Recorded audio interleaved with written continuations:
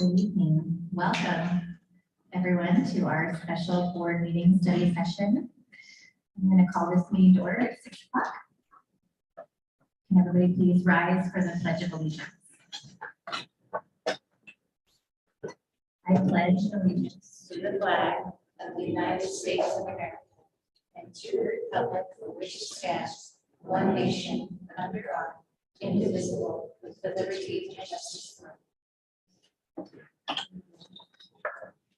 We'll now have our roll call. Director Ray. Here. Director Perry.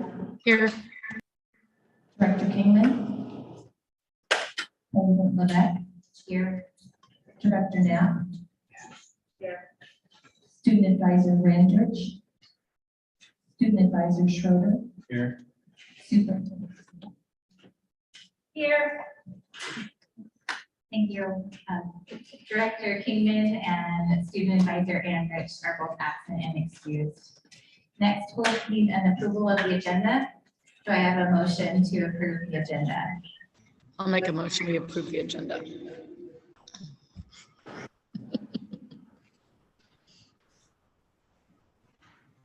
May we please call for a vote? Director Ray. Director Kelly. Aye. President Levesque. Aye. Director Knapp. Aye. All right. Our approval is positive. We are all here and are going to be here, and we're going to get started with our team building activity. And Dr. Sweeting will be presenting that. Thank you.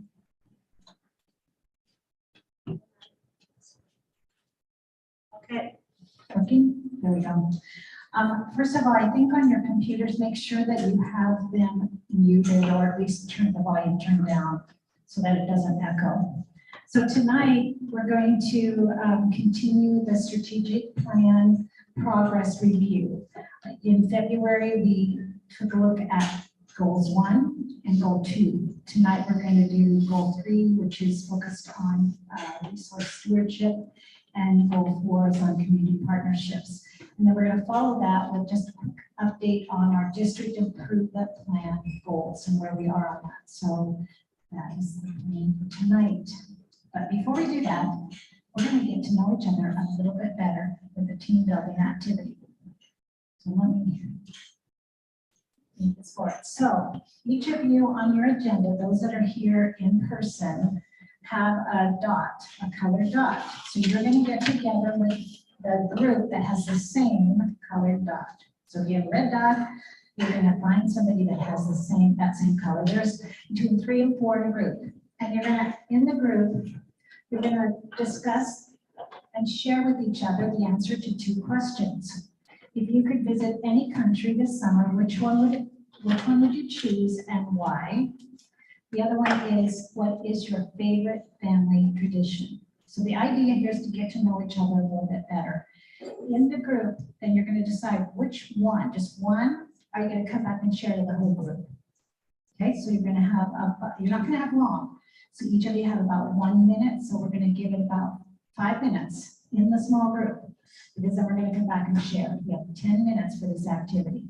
So it's probably going to take a few moments to find the colored group. So I'm going to let you just do that, and I'm going to turn off the mic. You can find your group. Red?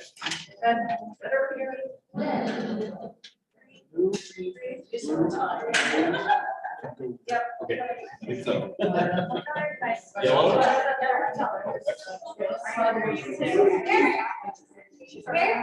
Are you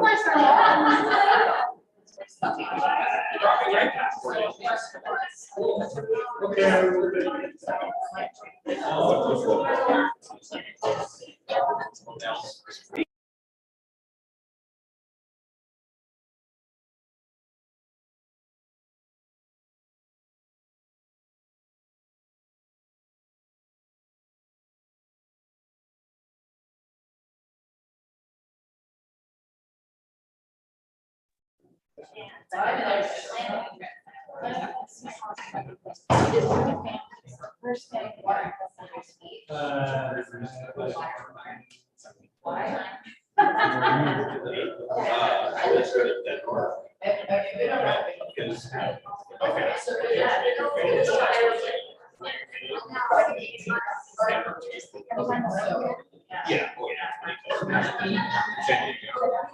Yeah.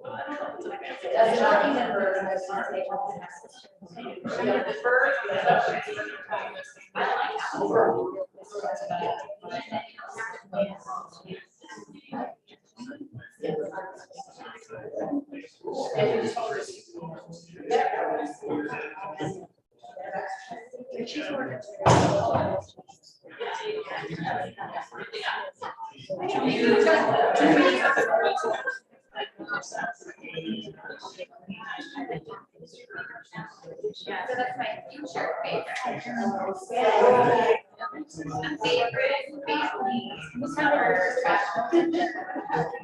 All right, so that's our first. So And what is a, well, is it, yeah, family food.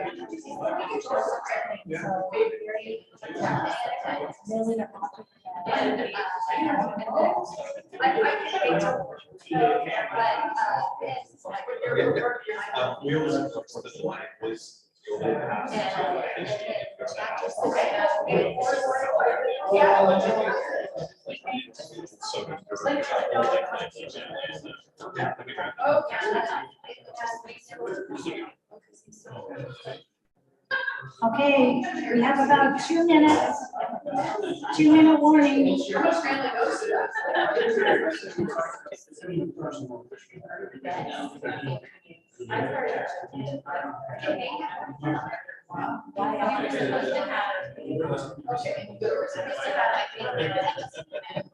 Why not the day after?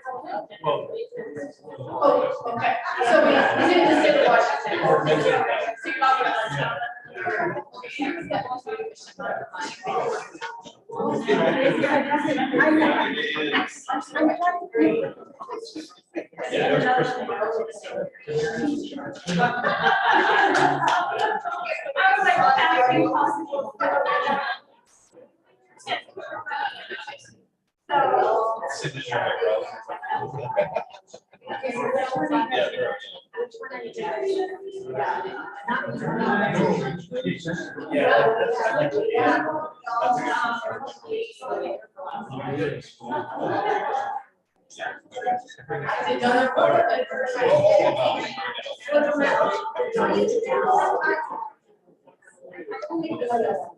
Okay, but I just want to be sure about your. Yeah. Just fine. Okay. Okay.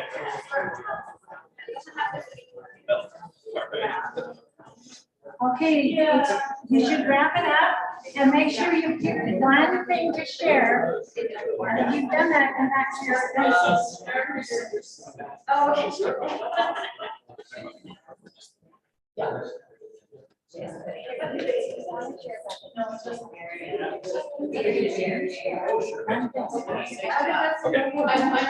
Oh my God. Yeah, the best year. I like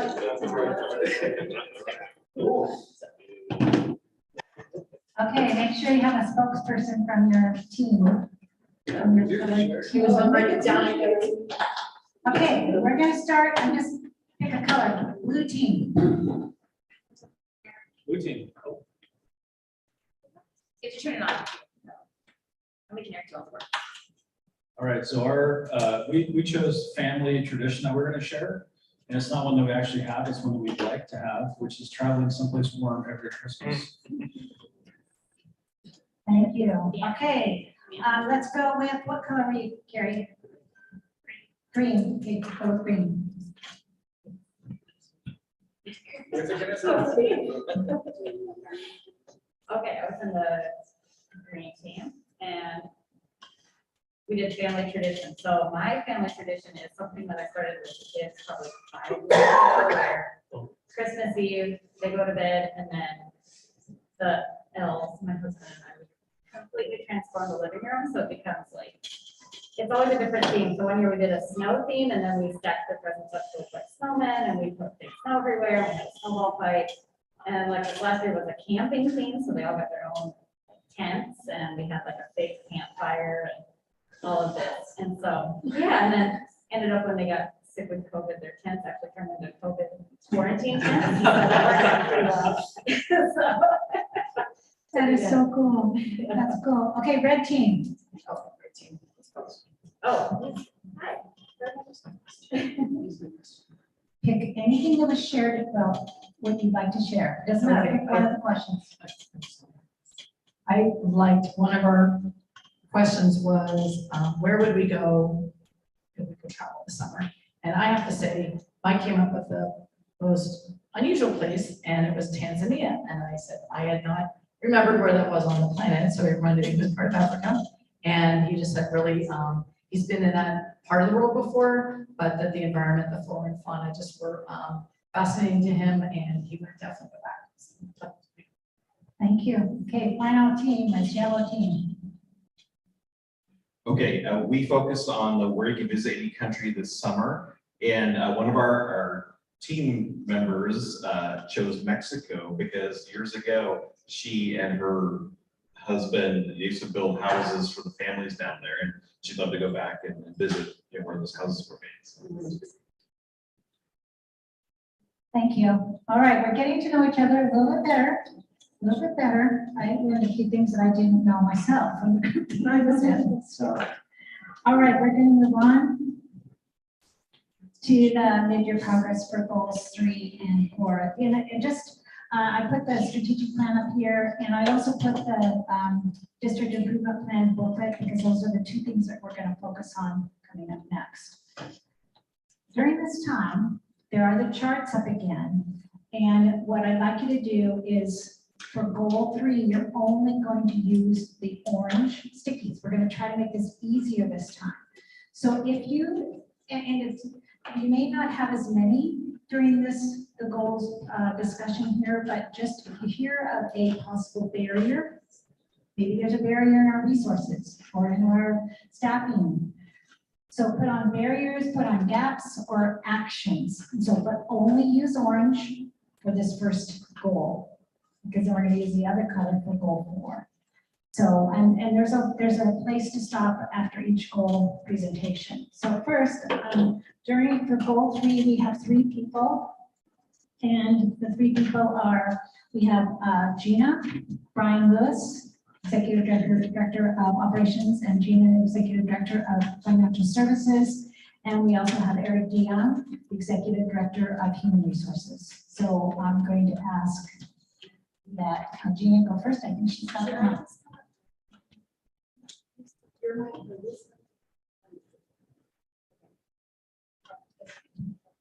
So good, it's working. Yes. So I get to talk to you about goal 3, resource stewardship. And that is all about securing quality resources, people, time, money, and property, and allocating those resources to support equitable learning and achievement for students by making decisions using an equity lens and data. So in that area, as far as what I'm going to be talking about to you today, there's 4 key measures that kind of show as indicators or outcomes of this goal in the area of resource stewardship. The first one is about fund balance. So here is a chart of our fund balance, and our district policy around maintaining a minimum fund balance is that we would have an average operating cost, 1 month's average operating cost that we would have as our minimum fund balance reserve. And so you can see on this chart, there's a history as far back as 2007, 2008, or is that, no, 2008, 2009, and then into the most recent year that is under audit currently for 2021. And that red line is showing what the minimum fund balance level would be. And the blue chart shows the fund balance, the minimum fund balance of where we actually are. And so just to make a comment about that, we are very much maintaining our minimum fund balance. So we're well within that. And you'll notice that we actually have are carrying more than our minimum fund balance would require of us. But I will comment that the 2017-18 is the advent of McCleary. And that is when all of the funding formulas changed and created kind of a whole new world for how we are budgeting and receiving resources as compared to our spending. So in essence, that has created a bit of a bubble for us over the past few years. But as you have noted in our monthly presentations, that truly really is going to be coming back down closer to the red line. So we're still going to be maintaining that minimum. And that is a best business practice as well, not just board policy. It is an important safeguard to just proper operating practices. The Governmental Accounting Standards Board also recommends that a minimum fund balance be maintained. and it affects our bond ratings. They look at our fund balance. I've sat in on those credit ratings with Moody's and Standard & Poor's where they're talking us through that, not necessarily here in this district, but I know how those conversations go. So it is an important measure. It is an important indicator. It is something to keep attention to. And next, another indicator that we look at is how are we doing in audit and financial reviews. And the main one that we're looking at is from our Washington State auditors who come and visit us every year. And they do a financial audit, a single audit of our federal funds. And then they also do what's called an accountability and legal compliance audit. So we receive those and we have had a positive outcome, clean audit finding, no audit report, no audit findings. And this is just the past history. It goes, the positive results go further back than just here, but that's a pretty good track record to show and tell you about. And we are actively working on our 2021 year because that year's closed out. Our auditors are just beginning now to take a look and dig into that, as we've been hearing about from Chris and we'll hear more about as the time goes by. It's a fun process. And we work hard on those audit results and it's a team. So it's not just me, that's for sure. It's our whole school community that creates those positive audit results by working together and respecting compliance laws and internal controls and the board as well, and supporting our things like the fund balance. So in the area of using an equity lens to allocate resources. So this is a picture of what is up on our dashboard on our website. And this is just a quick indicator of across 2 years, some of the areas that really did make themselves evident to us as the district that needed help, support, resources have been allocated towards that and or increased resources put there. So you can see that there's kind of a common theme in where we have needed to add, prop up, and support. And it's a little bit hard to read just in this graphic, but I can also tell you what those things are. So the far left one at the top, that is talking about school building instructional staff. We have been increasing and adding to the staff that we have in our school buildings. And that is not just for teachers, teaching staff, that's in the paraeducator areas as well. And we also point out that in the face of decreased enrollment, we have maintained the staffing levels that we have. So that's definitely an area where classroom needs are great, and we have maintained those staffing and added to them. So that also it has been a focus at the K-3 grade levels in order to make those class sizes smaller.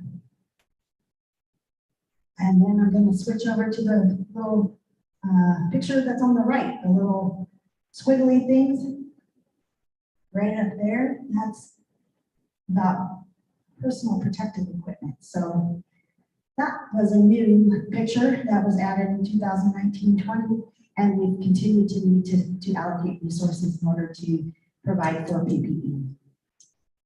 And then the middle one, I'm not reading this correctly. What is that middle one? Distance learning support. Oh, yes. Yeah, the distance learning support. You can see the school bus on there. We have continued to support adding resources to the transportation vehicle fund in order to replace buses. And we also have had added supports for students with disabilities. We've been increasing resources supported there. And then this little blue icon down at the bottom, this here was a newer increased cost where support was needed. That was for employee benefit costs. We really did have a lot of increased costs associated with paying people that were on some form of a paid leave, and that is relative to COVID, just that situation, but also because of unemployment insurance assessment we had. I don't know if you remember me talking about that in some of my other presentations, but that was a extra assessment that we had to pay during 2021, and that was related to the environment with COVID as well. We also added additional nursing staff, counseling staff, and then a lot of summer school programs, expanded summer enrichment programs. So that's on our dashboard.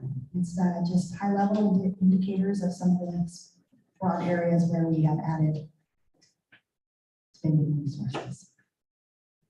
Next, another indicator for our district that we look at is utility costs. Those can be pretty big costs for school districts. So it is used as a measure. And you can see a trend here. It's got the across the years costs for utilities. In 2019-20, that was school closures began in March of 2020. So I believe that the dip there is probably mostly largely affiliated with less resources being used with our buildings being closed. And then in 2020-21, that was a kind of our hybrid year. So not normal operations that year either. So while it's nice to see that cost had gone down, because that helps support us in spending those funds or lack of funds even in other areas, it is going to be more useful to get future trends on that. And that is all I have for you today in those 4 areas.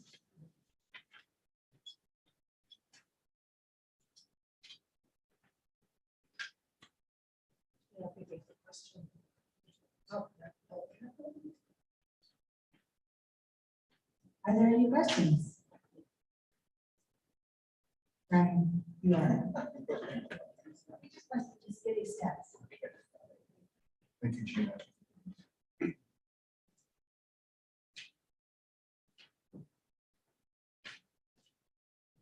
Okay, good evening, directors. See you all again. Tonight I'm going to be talking about resource, sorry, the word is escaping me. Utilizing our resources to the greatest effectiveness and express that in terms of our buildings and our properties. So you've heard me speak a lot about this. This is really the distillation of a lot of work that began well before I got here.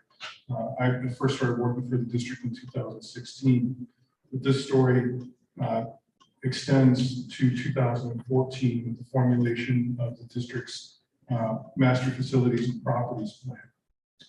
In that plan, which the board adopted in August of 2014, and I'm so appreciative for it, that it's there, because it was a roadmap for me and my work here with the district in terms of improving the facilities. Just to give you some background about what the details in that plan were suggested facilities improvements and changes to our real property portfolio. That portfolio includes a couple of sites that I'm going to be referencing here in just a few minutes.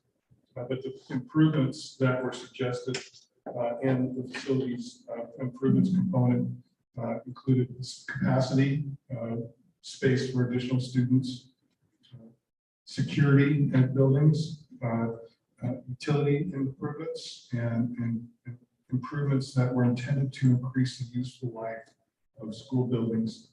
The most significant one in that regard were the reflooring projects at Temporary Elementary and Creek Elementary.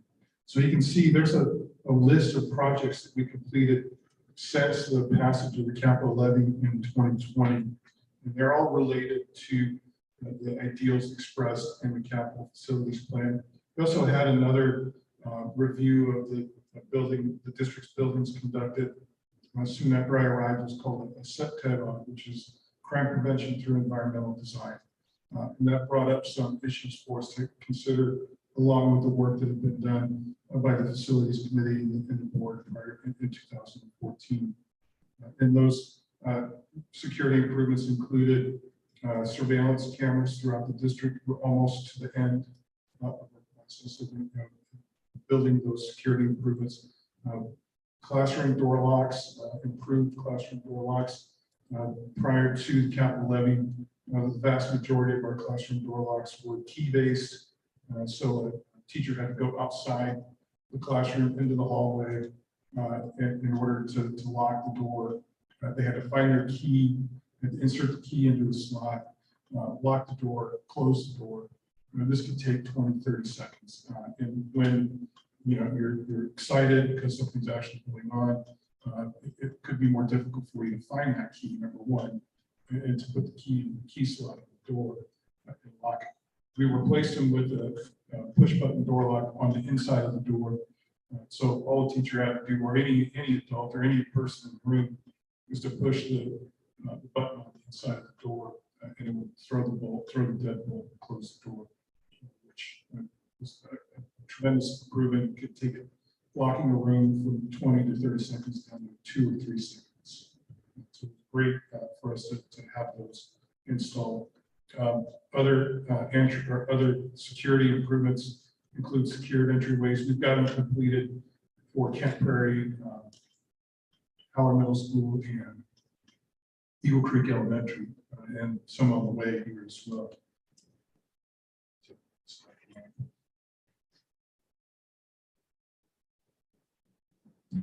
Security improvements at Post Middle School. Post is pretty difficult to improve security there. And in lieu of a new structure, which was also part of the facilities master plan, was to build a new Post Middle School. And we did 3 bond issues, proposals to voters between 2018 and 2020. Unfortunately, they didn't reach the supermajority 60% requirement to be approved. They did get 52 to 54%, so the majority of the voters still approved, were in approval, just didn't reach that 60% threshold. So in lieu of building a new Post Middle School, we created an exterior secured entryway through some decorative fencing at the front of the building, and then put in some other fencing around the building to prevent access to areas, to constructional areas inside the building. It's been great. It has done the job for us in terms of reducing the access to the spaces where we don't necessarily want unannounced visitors getting into those areas during the instructional day or even after instructional hours. So that's what we've got completed. What's in process right now, the additions to Arlington High School, the secured entryway here, the classroom addition at the end of the seed wing, and the scene shop on this building. Those are in process. We are targeting a completion date of July 2022. We'd originally were scheduled to finish those improvements in January of 2022. COVID got in the way. There were some pretty severe supply chain disruptions. Very items that you would never even think of as being available to obtain, like springs on a door. We couldn't get those. We can't get the spring for the door. We can't install the door. If we can't install the door, there's other things that would follow after that action. So every material shortage rippled and echoed. So that's what the result of pushing the completion of the high school project back to July 2022. Now we've since adapted and we're going out earlier for projects that we plan on doing in this summer. We're trying to acquire contractors earlier, so give them the time to place orders for materials well in advance of what we did last year for other projects, so that we can mitigate that supply chain disruption. And then cameras, door locks, and access controls at Pioneer, Presidents, and SPLC. I think SPLC is really the biggest part of the remaining work for that part. So provide this slide for you in part so that you're aware that we'll be bringing contract proposals for certain projects to you in the near future. You can see it's a list of work that we plan on completing this summer or in 2023. What's upcoming for you is secure entry contracts for Pioneer Presidents and Weston High School. And then tenant improvements, you approved a contract for that at the last board meeting. Burlington High School, that's remodeling the current life skills suite into a home for ROTC program and science classroom. Boilers, we're going to install a pair of boilers at Kent Prairie Elementary to replace its current singular boiler. It's right on time. We did have some issues with the boiler last month that our maintenance technicians were able to repair. But when we start having to do repairs like that, it's the original piece of equipment that was installed in the building in 1991. And so it is definitely due for replacement. We're going to replace 2 boilers, so we've got redundancy at that school building in case one fails. We've got another to back up. Traffic safety, I'm going to show you the slide later on when we get into the district improvement goal for the operations department. Traffic safety at Kent Prairie, we're going to add a queuing lane there and try to get cars off of the street. So it's really most pronounced at dismissal time. That's the visible part of it. The part of it that most people don't see is all these cars are stacked up in the fire lane around the building. We needed to have emergency access to the building during dismissal time. It would be very difficult to put the cars along the building. Plus, we've got 70 cars idling in front of the school building. And some of those cars, they show up, an hour and a half before school lets out. So they're there for a long time. So we want to get cars away from the school building during that time. Also going to replace the floor coverings at Eagle Creek. We're going to approve that contract in February. So now I'm going to switch to a discussion of the real properties. I talked with you earlier about the Highway 530 site. This was called out in the 2014 facilities and properties master plan. Was to dispose of Highway 530, to remove that piece of property from our rolling audit in 1996 in anticipation of building a new high school on the site. And the community rejected bond proposals, multiple bond proposals in succession to build a new high school on the site, and the board eventually abandoned the idea of building a high school at that location. So it basically laid fallow since that time, since 1998. And we were able to negotiate a purchase and sale agreement with Miles Sand and Gravel in 2019. Now, because the intent of the buyer is to mine aggregate materials from the site, it's a complicated application process for permitting from first Snohomish County and then from the State Department of Natural Resources. So we negotiated a 6-year time period by which there were milestones created. And at each milestone, after 2.5 years, and then each year successively after that, there was an additional payment that accrued to the district. The buyer has at any time the option to not pay the additional costs and just close the sale. So that is within their rights. They have not chosen to exercise that option at this point, but they do. The permitting process is still continuing. The first review has been completed.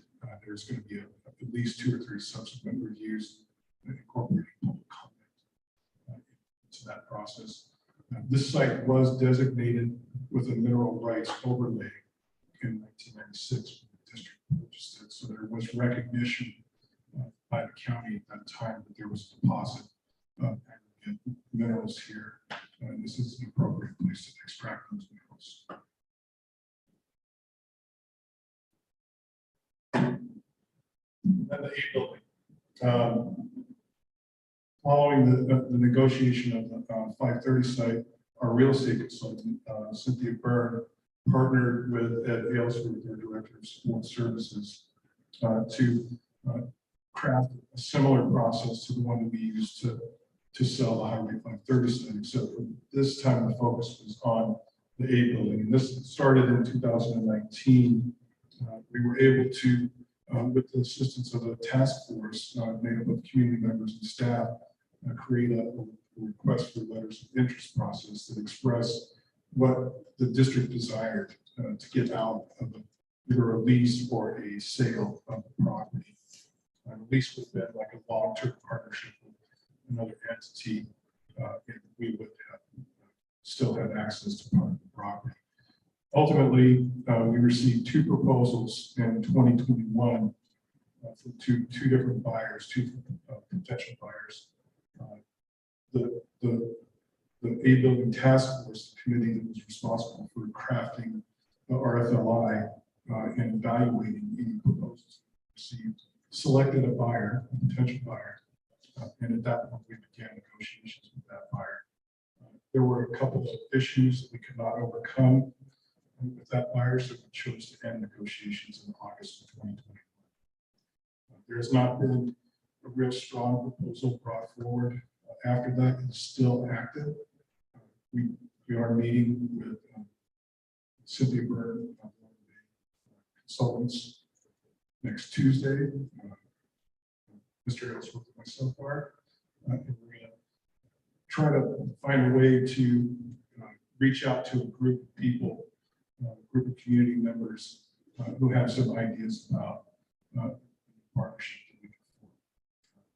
And continue that discussion, keep it rolling, because we don't really have the money that we need singularly as an entity to make this building happen.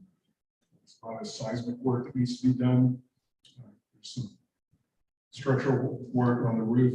If you've been in there, you know there's a big glass skylight above the auditorium that needs a lot of work in order to keep it structural integrity. And then every other item, every other functional system of the building, electrical, plumbing, glazing, the glass, all those different systems will need to be replaced before we can use it as a public space to enjoy and use. So we would benefit from striking a partnership with someone in order to bring this building back up to code so that we can occupy it. So, yes, Mary? How much money would it take to fix up that A building so that somebody could use it? So just the seismic component would be at least $5 million. And then all the other stuff? We've not done any cost estimates for the other. I've got Lots of millions? Sorry, what? Lots of millions? I think that 3 to 5 million would be a real conservative estimate for road systems. So we're looking at $10 million. I do have a report coming from a roofing company that it can do the structural work on the skylight to give us an idea of what this would have there. So that we don't, the committee has expressed an interest in maintaining that structure, keeping it a community asset. So that's the goal that we're trying. Yes. Right. Is it physically possible for us to use it for the district at all? I know Mary's asking those questions, so I know what you're saying, keeping the integrity of that building, maintaining that. But we're talking about another elementary, we're talking about maybe close middle school. How does that, I've forgotten because it's been a while since we've had response. How does it compare? I don't know that that's even an option to make that a middle school, square footage wise, but how does that, what you're just saying now, just not even making it fancy, just functional, compared to what we were asking on the model? What was it proposed, do you remember? We were asking 85 million on the bond, but that would have covered all of these projects that we've got going on around here right now, plus a new post middle school, Okay. plus site improvements at post middle school, which would include new fields and new bus loop. One of the biggest problems we have traffic-wise, it happens at the post middle school campus every day. It's not post middle school itself as much as it is Eagle Creek Elementary, because we have the same issues with folks showing up to retrieve their students at the end of the school day, an hour and a half in advance of the end of the school day. By the time our buses get there from their secondary run, the traffic is backed up all the way to Fifth Street. So access into the site is very difficult. So our proposal was to create a bus loop around the back of the post and separate parent traffic from bus traffic. So that was just one of the improvements. There were other improvements including drainage. It's surface water management here is pretty important if you to be able to use the property. We have Categorical Elementary, just in the planning process for this queuing lane. We're gonna have to do a lot of water drainage work there, just to get permitted for that queuing lane.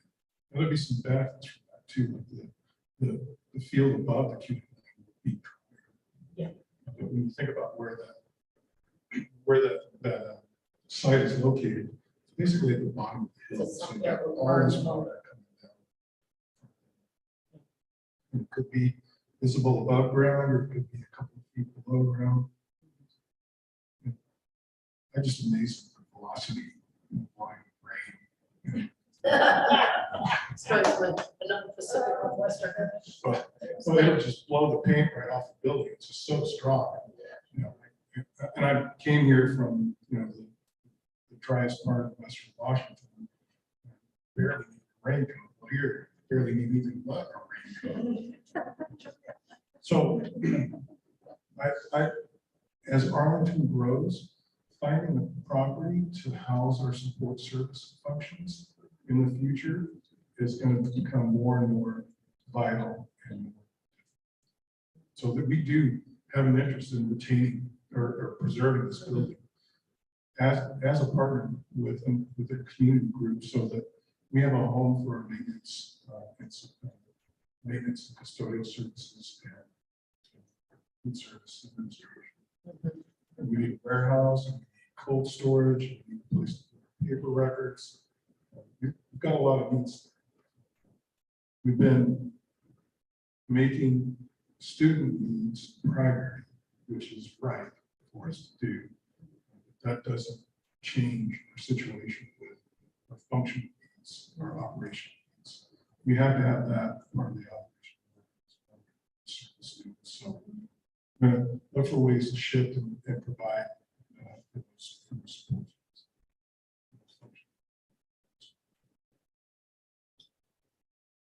Okay, thank you.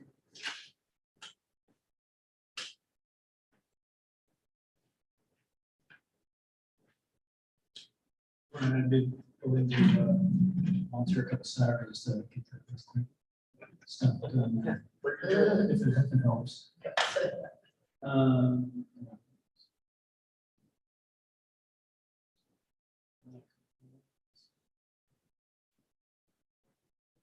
There we go. Okay, so we'll talk about staff a little bit here. This is our staff retention. You can see the different years there. 20, most recently being at the top, there's 79%. We didn't have a lot of retirees last year. As people moving.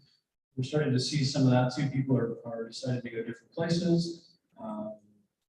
So with a variety of letters I'm getting from people in Texas, moving to Montana. So a lot of people moving. So this whole great resignation that I'm hearing about is impacting us a little bit now too.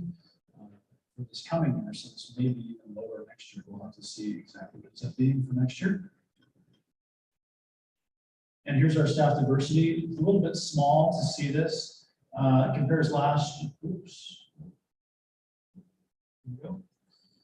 So this is 2021, and this is 21-22 school years. You can see overall, there's not a lot of difference here. It's pretty small. When the majority are down here, like 93% and 94%, I think, something like that. Can't remember it from here either. But it's fairly similar, just some minor differences in our different ethnicities in our staff. So I mean, pretty similar to what it has been. That might be educational level experience. So our classroom teachers, you can see here at the top is just the number of teachers we have, a few less. Top here there, and there's a teaching experience that stayed about the same. So about 14.7, 14.8 are those the kind of where we land.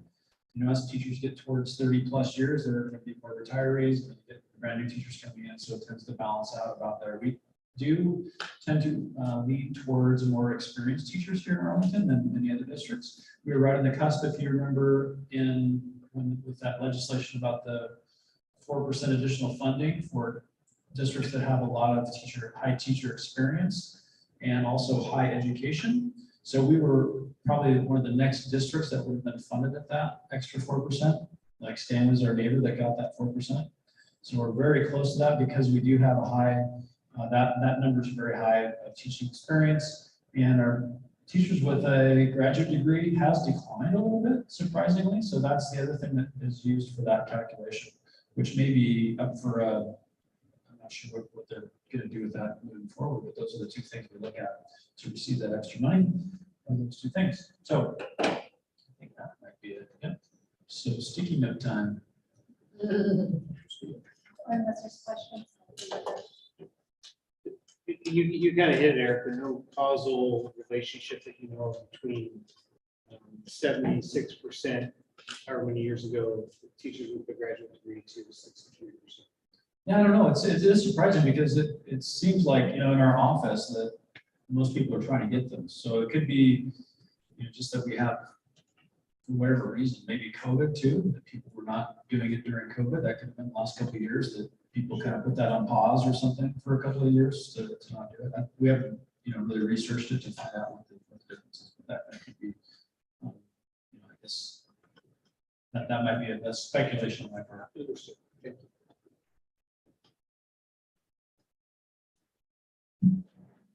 Thank you. So right now, I'd like you to take a minute to write on an orange sticky,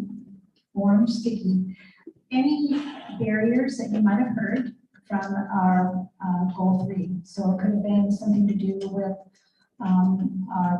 any kind of resource, our money, our people, our facilities, buildings, or any gaps, other gaps, or any actions that we should consider. So take a moment to do that. When you have those, we will post them on the charts up there.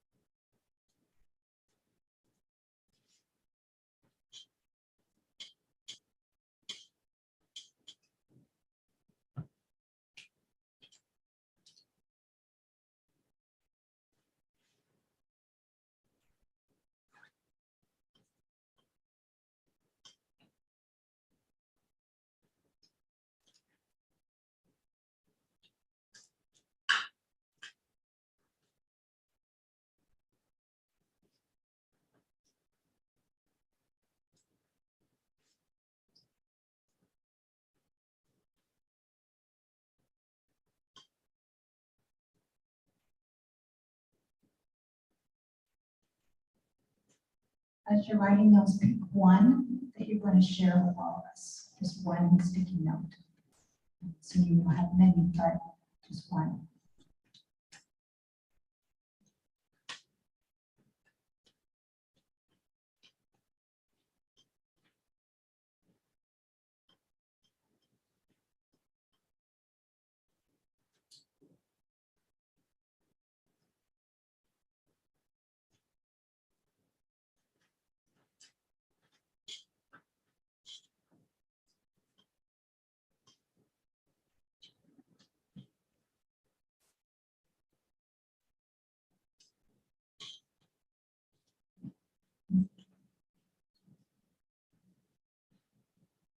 mine.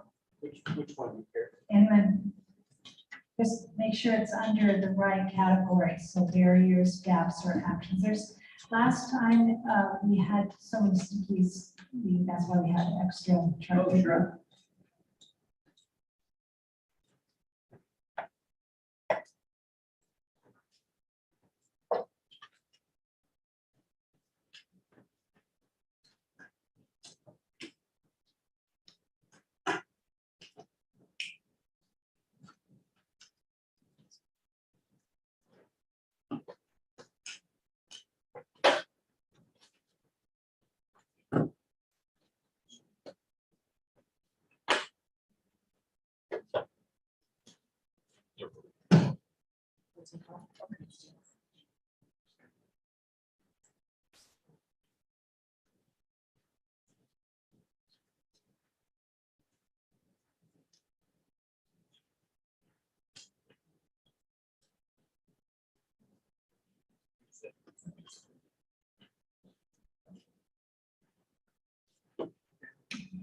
Okay, so Mike's going to share one of his items that he put up on there, on the chart.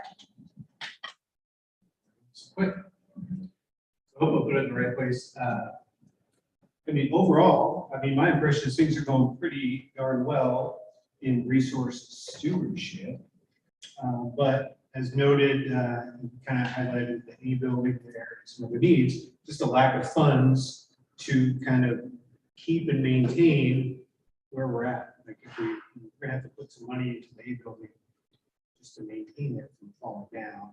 And so those funds, as our fund balance goes down and, we balance our needs with staff and resources. So that's lack of funds for needed improvements to keep and maintain our business.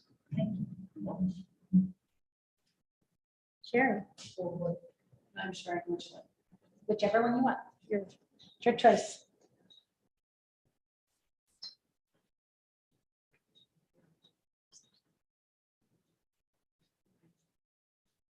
All right, I'll just include something that I'm reading over here for one of the gaps. I myself couldn't really think of too many gaps, but someone shared with us a lack of diversity among staff. And can we try to recruit more diverse staff?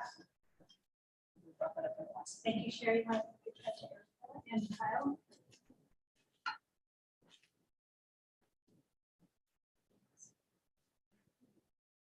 Under barriers, I said that the last 2 years have been special, making it hard to measure progress in certain areas like finance, because we don't really have a baseline for what it would be like in a normal year, like the years before and the years that are coming. Thanks, Brad. All right, Sherry read the one that I was gonna say. So I'm wondering, I didn't write down any actions, so it's okay if I read somebody else's. Okay, so can we consider a 6-year capital levy to fix up the A building? That was kind of one of the things that that's a good question. I like this one. It says, how do we pass a bond to break ground for a new Post Middle School? And I know you're trying, I think we should keep trying and not give up. Very good. Anyone else want to say anything? All right. So now, with President Levick, if it's okay, we're set to have like a 5-minute break, like 10-minute break. We probably only need a 5-minute if that's okay. 5-minute break sounds great. Thank you. Okay. So back at 7:01. Sounds good to me. Okay. Let's do that.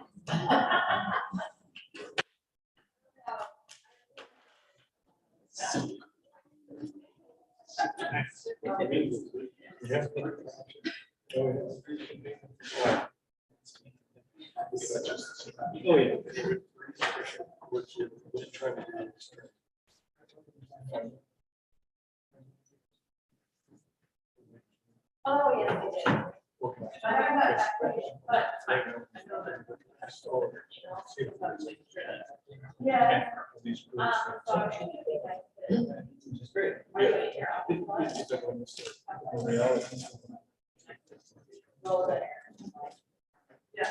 So that's what we always do. We love all this.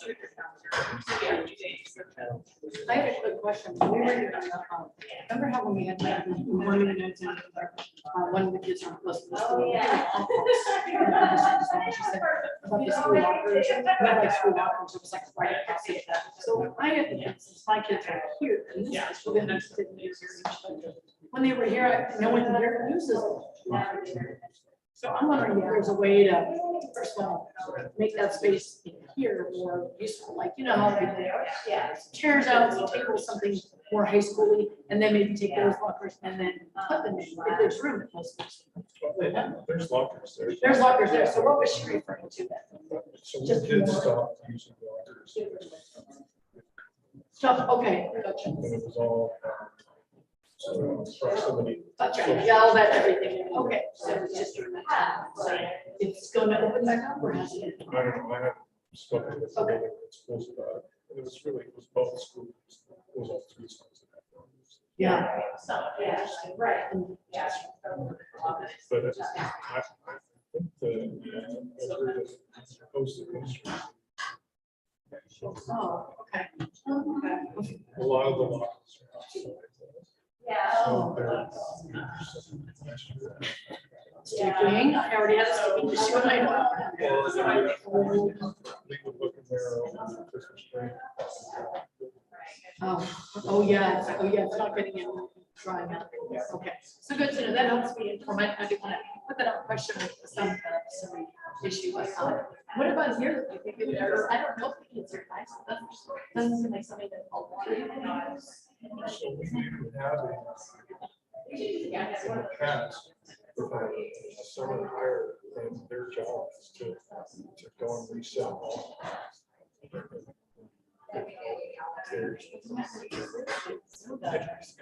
It's not.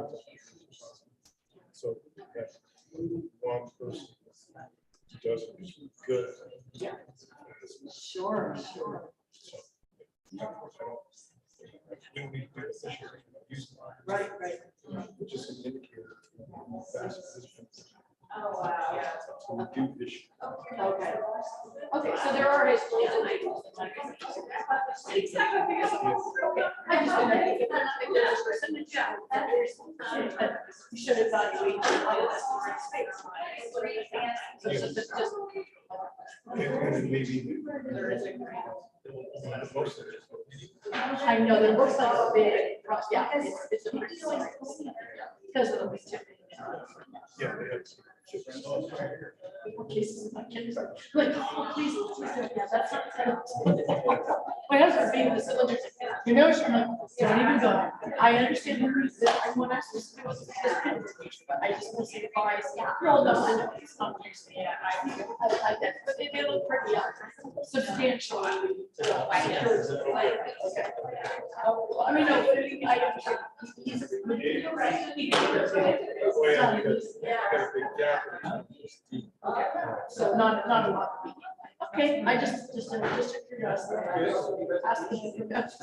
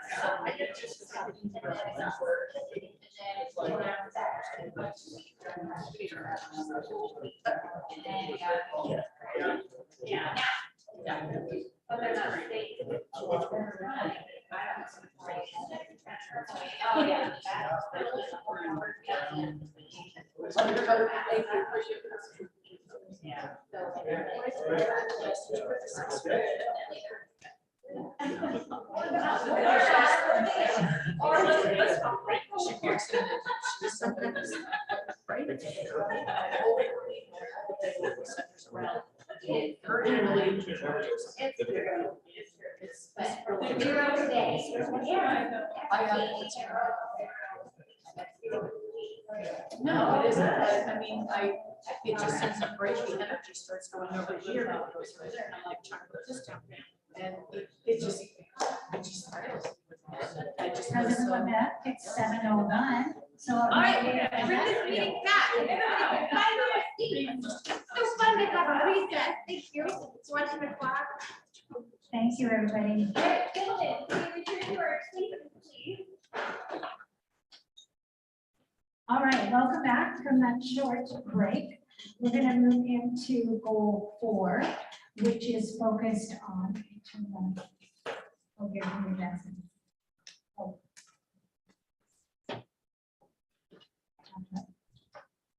Our parent and community partnership. So I'm going to introduce the Director of our Communication Services, Gary Sable. Good evening, directors. Gary Sable, Director of Communications, and I'm here to talk about Goal 4, Parent and Community Partnerships. I'll just read this quickly. We will engage and encourage parents and our community to partner with us in the education of students by increasing partnerships, volunteer, and engagement opportunities, and communications. So we'll come up, and these are all, if you ever have any questions about any of these slides, all these are posted on the district data dashboard, which is up on the homepage of the district website.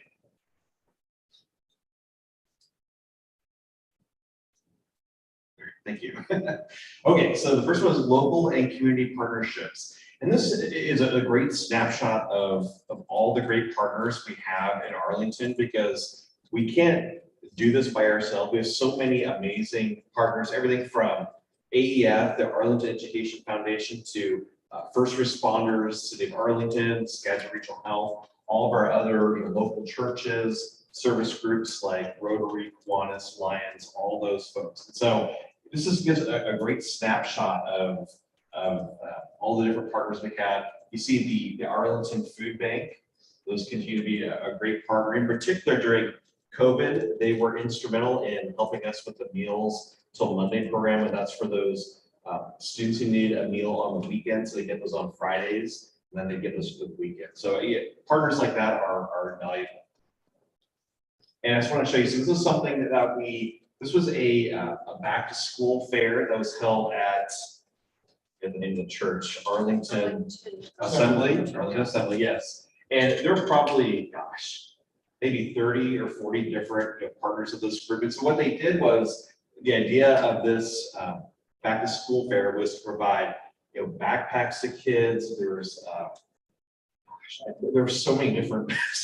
Anyway, it was a great resource for our local families. Even though the board, of course, over the years has paid for school supplies, we pay for the different fees for a lot of our students. There are still some gaps, and that's where our community partners come in. So we were there as a school district there just to have some giveaways for the students. We get a little flash drives that students could use on their Chromebooks. And of course, these are little magnets. These are the Safe Schools magnets, which I'll talk about those a bit later.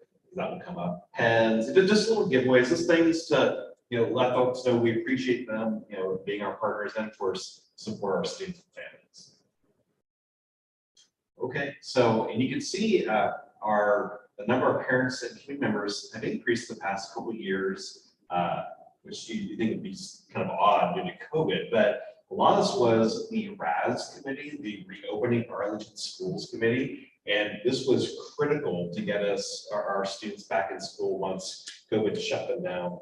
I can't believe it's been 2 years ago, but 2 years ago when the schools all across the state shut down. So so the Reopening Arlington Schools, that comprises this big jump that we have here. And we had everything from students to families, community members, others. It was just, of course, teacher, staff, others that were on those committees. And so, and they helped develop the Reopening Schools plan that we used actually. And you remember the little stair step that we used to reopen our schools. So it was great. So we have so many great partners in our committee and on our committees as well. Okay, this is just a great example of how incredible our students are in Arlington. So this was a few months ago. What happened was, it was last year, I believe it started last year. But anyway, with the Arlington High School, what they wanted to do, and this was actually the students helped push this idea. They wanted to raise money to have a mobile food truck for the Arlington Food Bank that would go out to different parts of our community to deliver meals to those families and others who might need them. So the students thought that would be a great idea, and they ended up raising $19,000 for this. And then the Spark Cap, which is a local group, it was so 20,000 for the Spark Cap group. And then, of course, the city of Arlington also kind of filled in the gap with the 60,000. So because of the students, what they raised, and then the company, and then also the city, they were able to raise enough to purchase the food truck. It was like 2 months ago. So again, just how amazing our partners are and our students. So it's a great example of that. Okay.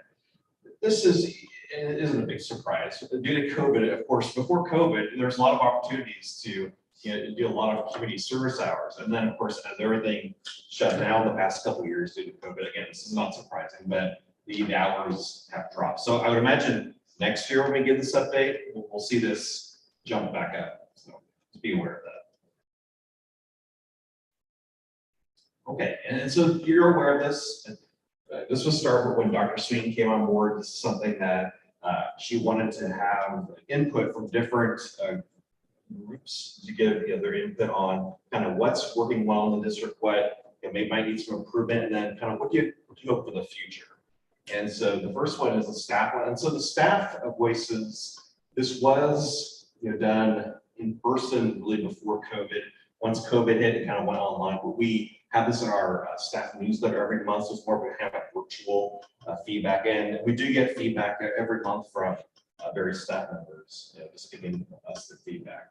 The community voices one, the next one's coming up on April 28th. The last one we had was in October with 45 participants. And again, this is just an opportunity to get the voices feedback from not only staff and parents and students, but also community members, those who are outside our schools. Just to give us great feedback.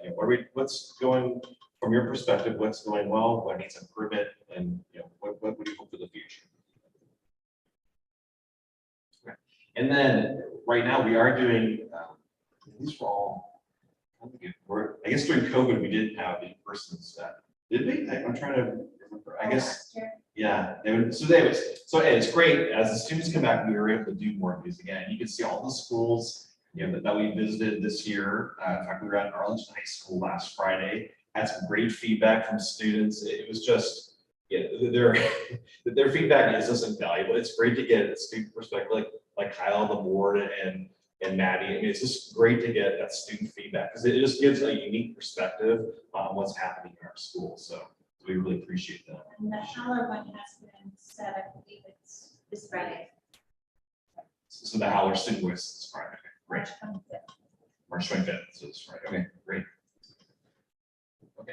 And so this is more social media. So Facebook is kind of hard to see, but you can see so this is Facebook. You can see it keeps increasing every year. Twitter increasing. Press releases dropped a little bit. Again, that's because of COVID.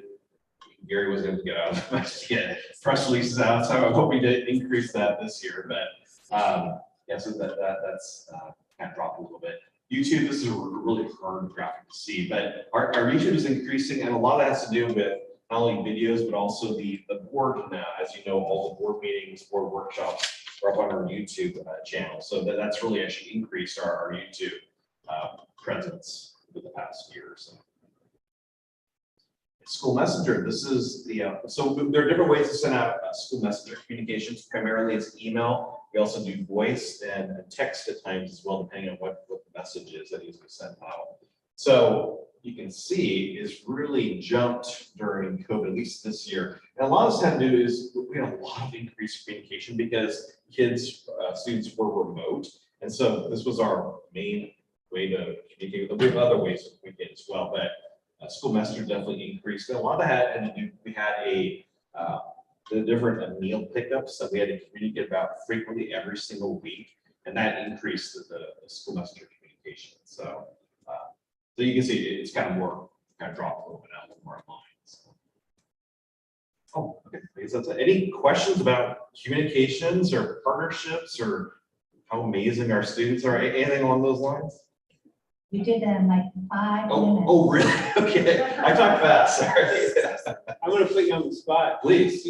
I'm just curious, what funding model that the students used to raise all that $19,000. Yeah. What you guys do? You even know? Yeah. Kyle, I know that there were a couple different school groups that that were involved with it.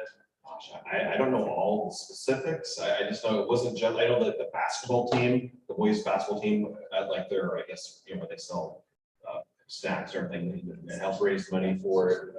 Yeah, and there's, I'm not sure if that was involved, but there are a couple different state groups that were involved. And so it wasn't just a single group, it was multiple groups that helped raise it. And it was over, you know, gosh, a solid probably year that they raised it. And so, and there was also staff support got involved and other community members donated as well. It wasn't just, you know, the concessions, things like that. So, yeah, no, it was great. 19,000 is, yeah, nothing to seize that. Yeah, it's great. Any other questions or comments? All right, thank you, Gary. So now take the green stickies, if you can think of, under the area of, in the area of communications. What are still some barriers? What are still some gaps? What are some actions that we can take?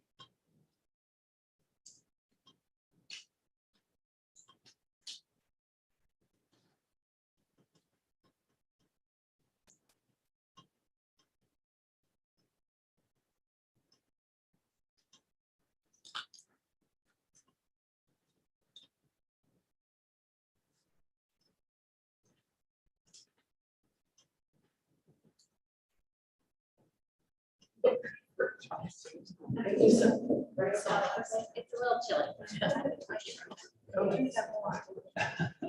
Yeah, warm up. I almost turned it all the way up, so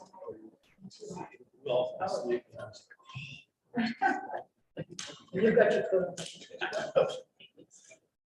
Okay, as you finish, just go ahead and put them up on the chart, and I'm going to come bring the mic, and we'll share one item.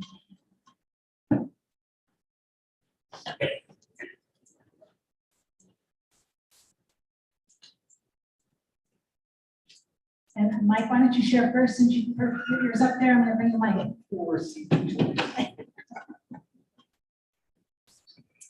So it's more of an action, and Gary didn't hit it, so it's maybe just a question / action, but just how do we ensure that we reach our parent group, right, our staff and students and everybody in the whatever message form they want, right? So the language that's best suited for them, and you know, like text message, you know, hear Gary's voice on the voicemail, like what is it that, how do we make sure that we partner up with them in ensuring that their best communication model to suit them, we can provide that. So that's, I love that was an action. So. Great. You want to pass it on to Erica?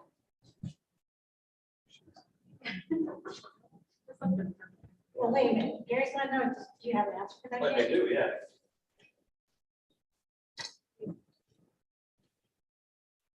So a great question, Mike. So one way that we find out what, you know, parents and students, how they like us to communicate is through the annual survey that we send out every year. And that will tell you, you know, still by and large, email is the #1 way they like for us to communicate with them, followed by phone and text. Actually, text keeps increasing every year because I think people just like the convenience of, oh, something popped up on their phone about some event or whatever. So yeah, we do survey them every year, but yeah, it's not invaluable information we get. So. Yeah, I guess mine is kind of more of a question, action also, like Mike. kind of wondering how we can utilize or increase participation with the community partners slash stakeholders, you know, families, just kind of like boost that. I don't really know how, who the community partners are joining the board, so, yeah.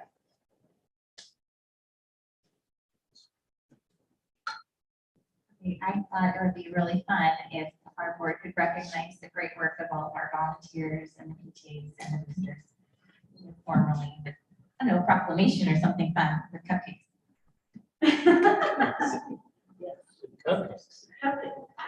Second that. So Mary, we have over 800 registered volunteers. That's awesome.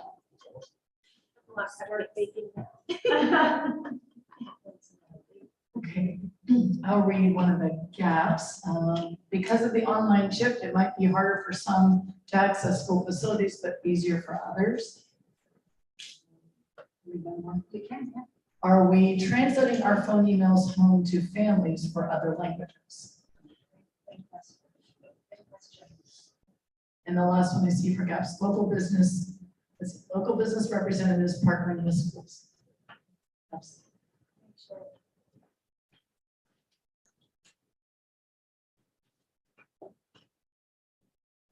Barriers, I see we have barriers for volunteers at the COVID restrictions, vaccine requirements, and extra work to navigate the process. Because, you know, things got more complicated last year, and then those complications have not all gone away yet, so it's still just kind of hard for people to really just get in and then help out.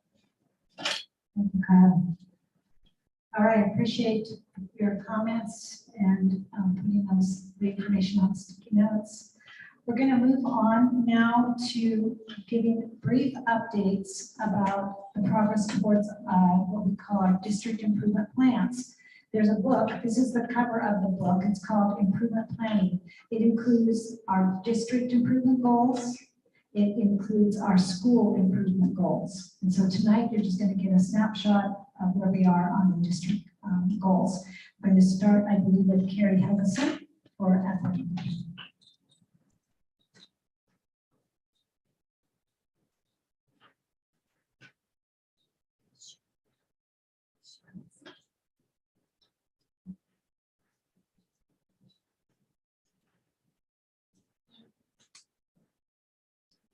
Good evening, directors. As I was looking over this, I just noticed a typo in your copy because it says that it's all going to be completed by June of 2021, which was last year, which I wasn't even here. So it's not possible. So that's actually June of 2022. So the first, I have two areas that I want to highlight as part of the district equity plan for this year. The first one that is coming up, and I'm working hard at trying to figure out what this is going to look like, is the equity audit, which is part of the equity plan that the board adopted last spring. So in the equity plan, it says engage in equity audits to assess equity needs in order to identify and implement instructional strategies, supports, programs, policies, and practices to improve academic outcomes for each student and identified student groups. So some questions that's going around in my head right now is, what data do we collect? What questions do we ask our stakeholders, students, staff, parents, community? How do we display the information? Because that's critical to understanding what the data is telling us.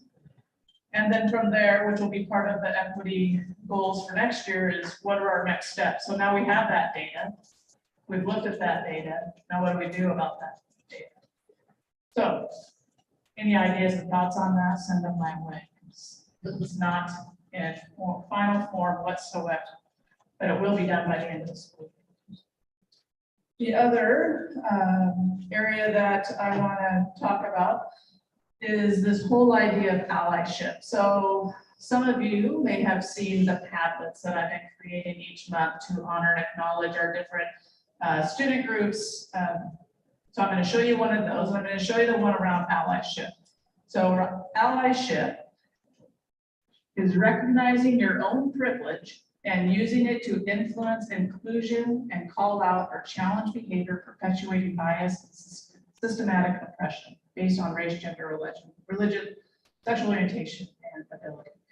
So one thing that, as I'm meeting with different student groups and the equity team, one thing that has come up in almost every single one of those meetings is this whole idea of allyship and how to be an ally and what it means to be an ally. So that is going to be the focus for next year around professional development for the district leadership team, is how to be an ally to all of our student groups in our groups. And what does that look like? As I was doing some research around allyship, I came across, I thought, oh, that's an interesting thing to ponder, that ally isn't a label you can assign to yourself. It's a title given to you by the community you wish to aid or support. People are only allies when the group they seek to be an ally for begin recognizing them as such. In other words, allies are not self-identified. Interesting thought. Because a lot of times we say, oh, I'm an ally, right? But if that group that say you're an ally for doesn't see you as an ally. They say ally is a verb because it's about what you do to support that student group, not an ally. So you can go into that Padlet. Just click there, that's a link. So all of the Padlets that I've been creating are available on the district website under the equity. So if you go into administration there, you go down to equity and student well-being, you go down to equity monthly themes. And thanks to Gary, they're all hyperlinked to go to the Padlets. Scroll down. So if you go into the December, so all of those currently have Padlets created. They're all very similar, just the topic is a little different. So this one is around allyship. So each of the Padlets that I've been creating has teacher resources, some resources that teachers. Can you share that screen? That's allyship.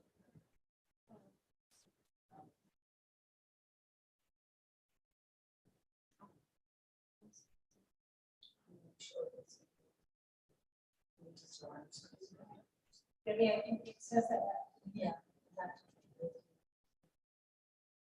Sorry, I didn't mean to flub it up. But thanks for catching that. Now. All right, so all of the Padlets have common themes across it, which are teacher resources. So just information for teachers around the topic. Student resources, so those are resources that teachers can use with students in the classroom. And then I've broken it out to elementary activities, secondary activities.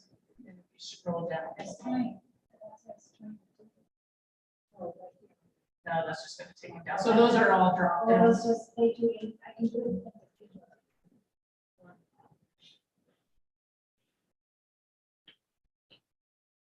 And then picture books and chapter books around that theme. So those are created each month, shared out at the beginning of the month for teachers to have resources right in their hands that they don't have to go looking. And what's nice about Padlets is that the resources are always there. They don't go away. They don't get lost in your Google Doc and in your Google Drive, which if anybody's Google Drive's like mine, it's crazy. It's other stuff. It's hard to find things in itself. So I just wanted to share those, the hopes that as these resources are getting developed, teachers and administrators are using them in their classrooms.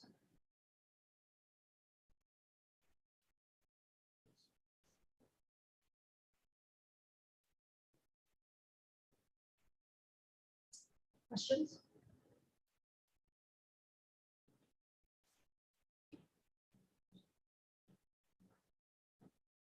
Carrie, how are you sharing that with all of the staff?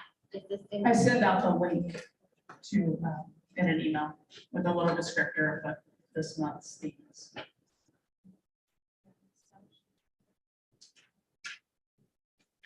On that note, you track how many people follow your link, and I wish I could, but Padlet doesn't do that. But it would be interesting to be able to follow how many are viewing those Padlets, but it doesn't have that option.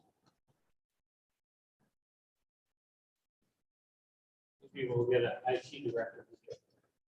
Yeah, there you figure out a way to. go. Track the That links, should be how on many the, times they click the into interview that. questions. Thanks, Carrie. I wanted to also note for the board and one person, there is a packet near our actress place, and it has a copy of each of these goals that we're talking about, a hard copy. And then next, I'd like to introduce Carrie Henderson Burke, Executive Director of Teaching and Learning. Thank you, Chris.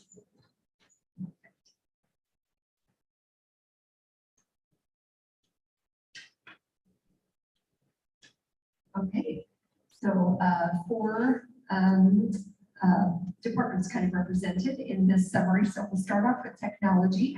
Our technology goal for this year centers on cybersecurity and updating and increasing some steps that we're taking to protect our district students, but also there's districts are rich targets for information and finance. And so Mark and his staff have been working on finding ways that we can provide our, systematize like multi-step authentication. We've got SOPOS, so we have to protect our kids on campus, we have to protect our kids off campus. So a variety of ways to expand how we protect ourselves and our kids. So he's well on his way. We're about to roll out district office people and get ready for it. We're going to start multi-step authentication with the district office first. Start small, work out some kinks, and figure out how best to work with staff when we roll it out, probably at the start of next year. So I'll give you a second to read those words.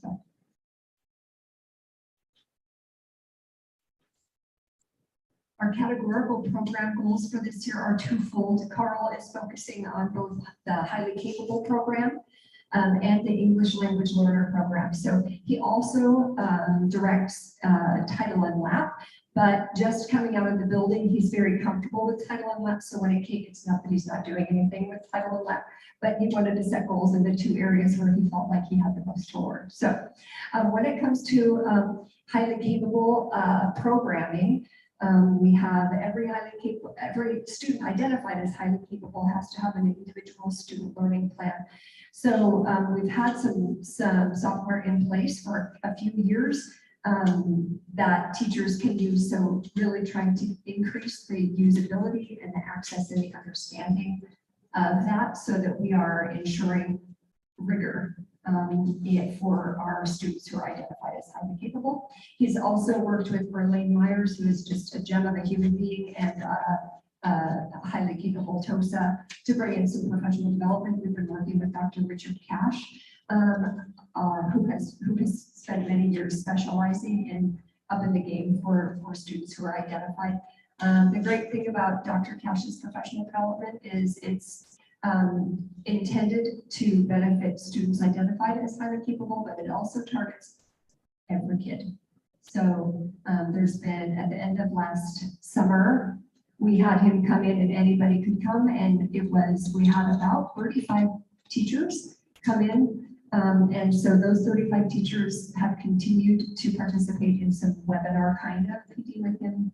So and more will be coming from Dr. Cash for us. So when it comes to our students identified as English language learners, his goal has been to reduce F rates by a sizable amount. He's had some really great success with this by providing some different supports. He's been working with Kim Contreras at the high school so she was partially funded through special education and partially as an ELL teacher. She's now full ELL. So she has a coaching period. She has the opportunity to go push into classrooms and provide teachers with supports and ideas for specific students.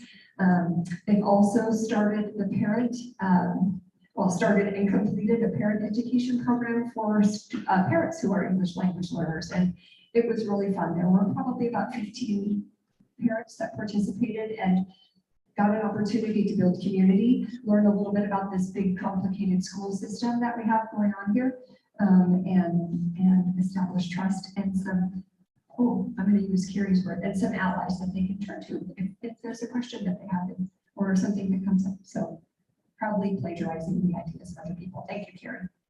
The other thing that's in the works right now is an English language newcomer course that earns English credit. Students have to have 4 English credits in order to graduate, English 9, English 10, English 11, and then they have an English elective that they can choose. So newcomer courses would become the elective credit for English. And then he's also got a kind of a transition. English 9 uses the same materials, but with more language supports built in. So kids who don't speak English when they arrive have a great opportunity to complete grad requirements and stay on track to graduate on time, which has been a challenge for a long time. Great work. For college and career readiness, Brian's goal is always to increase the benefits of the program for kids after they leave our program, right? So his goal is, the pathways and exams. So you can see, I'm sorry, that looks kind of funky on that, but you can see our highest point in terms of taking exams that lead to industry certifications. It peaked in 1920 with a giant number. 73% of kids served in the program, accessing that's terrific. COVID, yikes, and now we're climbing back out of that COVID hole for tests for industry certifications. And of course, continuously working on college credits for kids. Again, benefits after they leave our program, benefits now, benefits after they leave. So we don't have final numbers on that. It's going well. We'll know at the end of the year. And last but not least, from teaching and learning, the goal is around providing instruction for staff on the 2 principles in UDL, variability and firm goals with flexible needs. And so these are just kind of the things that we have in place to meet the goal of providing modules for staff to learn. And so we've got a guiding coalition, which is a group of administrators and special education teacher and members of this group right here that participate in trainings and generate ideas, set the tone, develop some long-term planning. We also have an implementation team. That's the team that plans the modules and executes the modules themselves. And then we've got the learning opportunities going on in buildings. So there's quite a few tiers to this in some ways, but we've completed the delivery of 3 modules. We have 2 to go. We originally planned for 6, but the best laid plans. So we decided to compress 4 and 5 into 1 module. We're also finding that staff are hungry to talk to each other about these ideas. So our next modules will probably be small group based and more conversation based than training based. So it's kind of exciting. We got really great feedback from Pioneer Elementary on how helpful that was. So that's great. We're also looking at next year. We know we have to increase the intensity of the training. We've gone pretty big picture so far, right? It's very much conceptual understanding of these principles. We have to get into application and to a certain point expectations. What are we going to do with our teaching staff when it comes to how we address variability, with what kind of frequency, with what kind of resources? So there is work to be done. What questions do you have about these?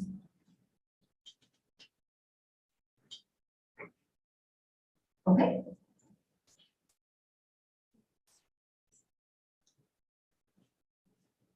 All right, Eric's going to come on up. Thank you, Carrie. And give us a quick update. And Carrie, I've decided that it's not plagiarizing, it's leveraging the ideas. Remember that title. Keep that in mind.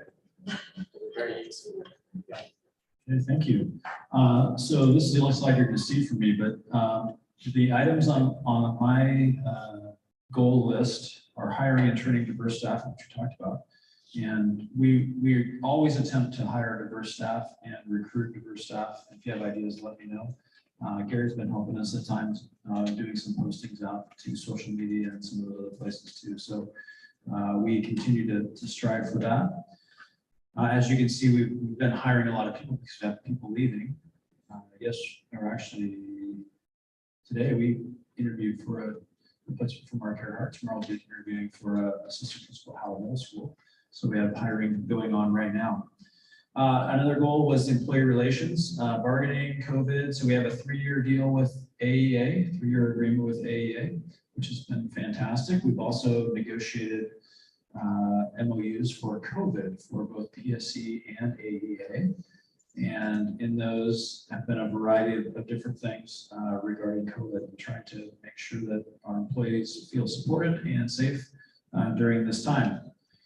COVID impacts has been a big challenge in human resources. So we are the spot that deals with exemptions. So we've done religious exemptions, medical exemptions, accommodations. So we track all of those things that are happening in our system. I also deal with the volunteers and if they have religious or medical exemptions as well.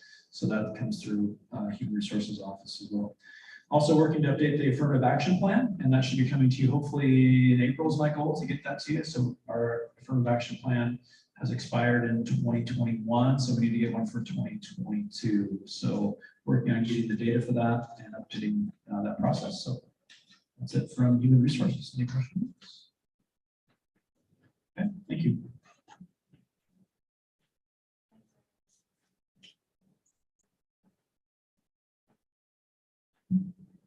It's too far. Okay. So operations district improvement plan, the goal is to continue to design, construction, and installation of instructional building and facility improvements funded by the 2020 voter approved capital budget. So in addition to the benefits that we hope to achieve by making all these building improvements, one motive is to continue to build trust with our community, that they can trust us to do what we say we're going to do with tax dollars that they provide to us. So that's one of the larger goals here, and one of the ways that we're going to do that is to build these projects. I wanted to share with you a project that we've got coming up this summer, and I'm going to provide a qualifier here. We've run into some surprises along the way with this project. And this is the Camp Prairie site traffic safety. And I touched on this earlier, describing how we've got a problem right now with traffic coming to the school prior to dismissal time up to an hour and a half, and queuing along the fire lane, and there's a gate right here. So right now they stop right about here, then they flow out into the street. How many have seen this? It's pretty impactful on the community around the school. Traffic can't get through. There's a lot of confusion by drivers there, how they respond. And then you've got people coming from this direction trying to get into the building as well, or into the site. And then there's 20 or 30 cars queued up along the road out here. So there's opportunity for conflict in a lot of ways. So the idea is to build a queuing lane parallel to 204th and direct traffic into the queuing lane. So people can sit out here, and there'll be gates, and we'll open the gates an hour beforehand. People can sit in the queuing lane, but at least they'll be far away from the school.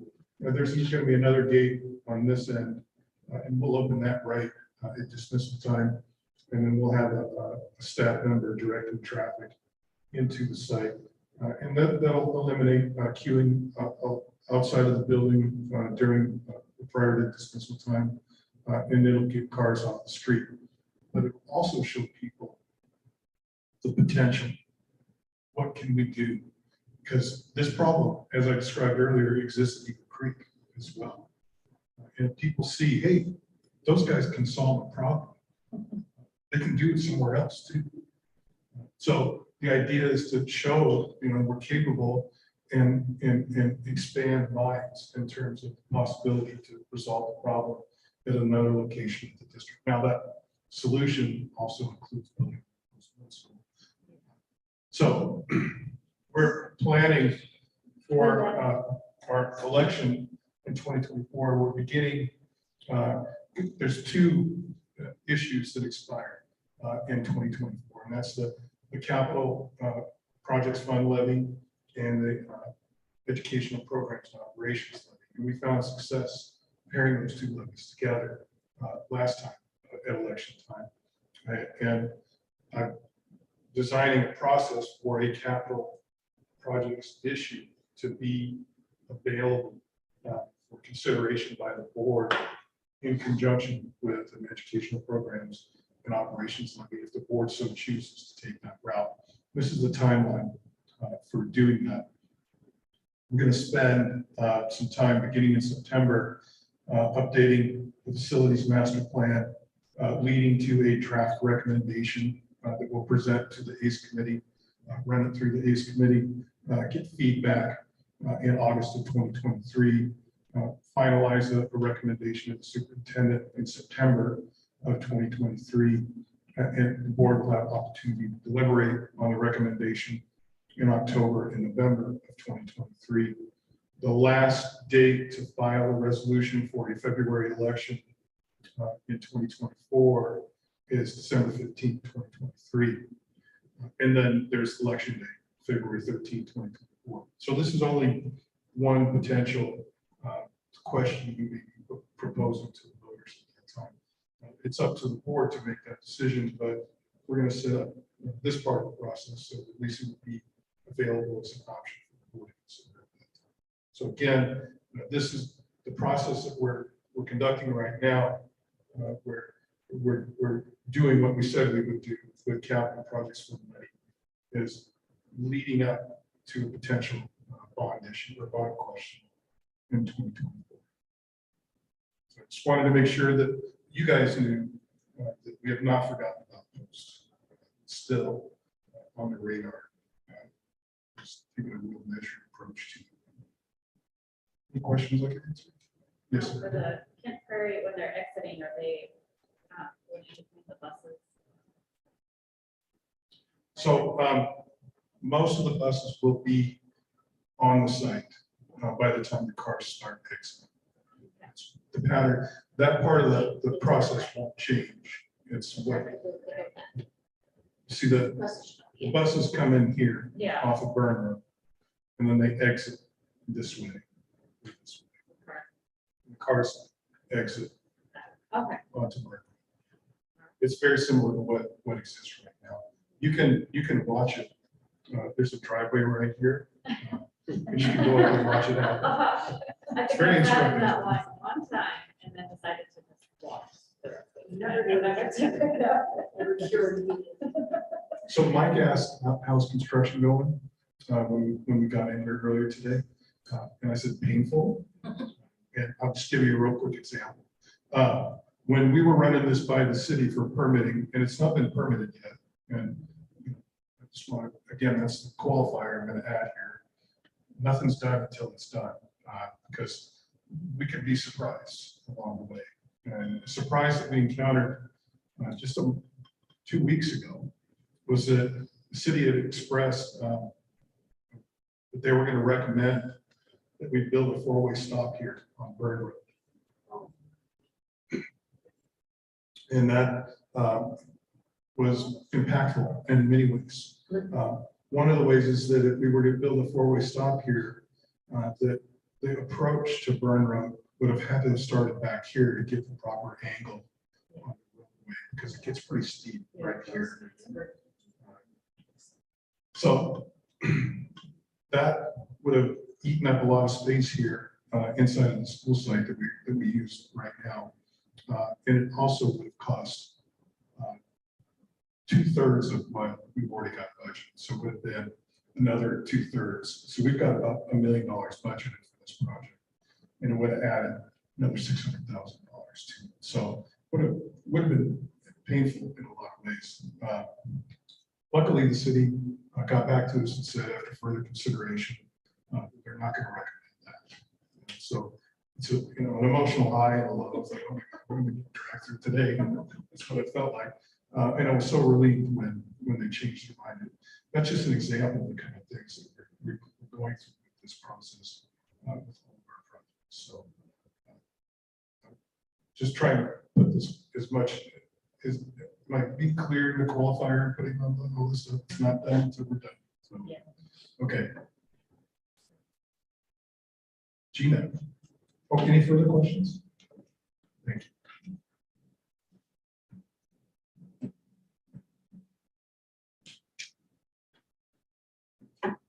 All right. Goal 5, resource stewardship, more on resource stewardship. So goal 5, my area, it talks about improving budget process, methods, strategies, and business practices to maximize student learning and to improve efficiency and effectiveness as measured by analysis and prioritized distribution of resources. And that is a mouthful, but within that, that's what I read to keep myself centered. And my key words in there, student learning, I'm still connected to that. We're still connected to maximizing that. But within it is efficiencies and effectivenesses. I didn't say that very well, but and so coming from that, the areas that we have for action items are, and I'll tell you the 2 main things: receiving software system, and we want to rewrite our business manual. And the business manual is a resource that's used by all of the fiscal secretaries in the buildings. And it's an interface with the district level work that we do.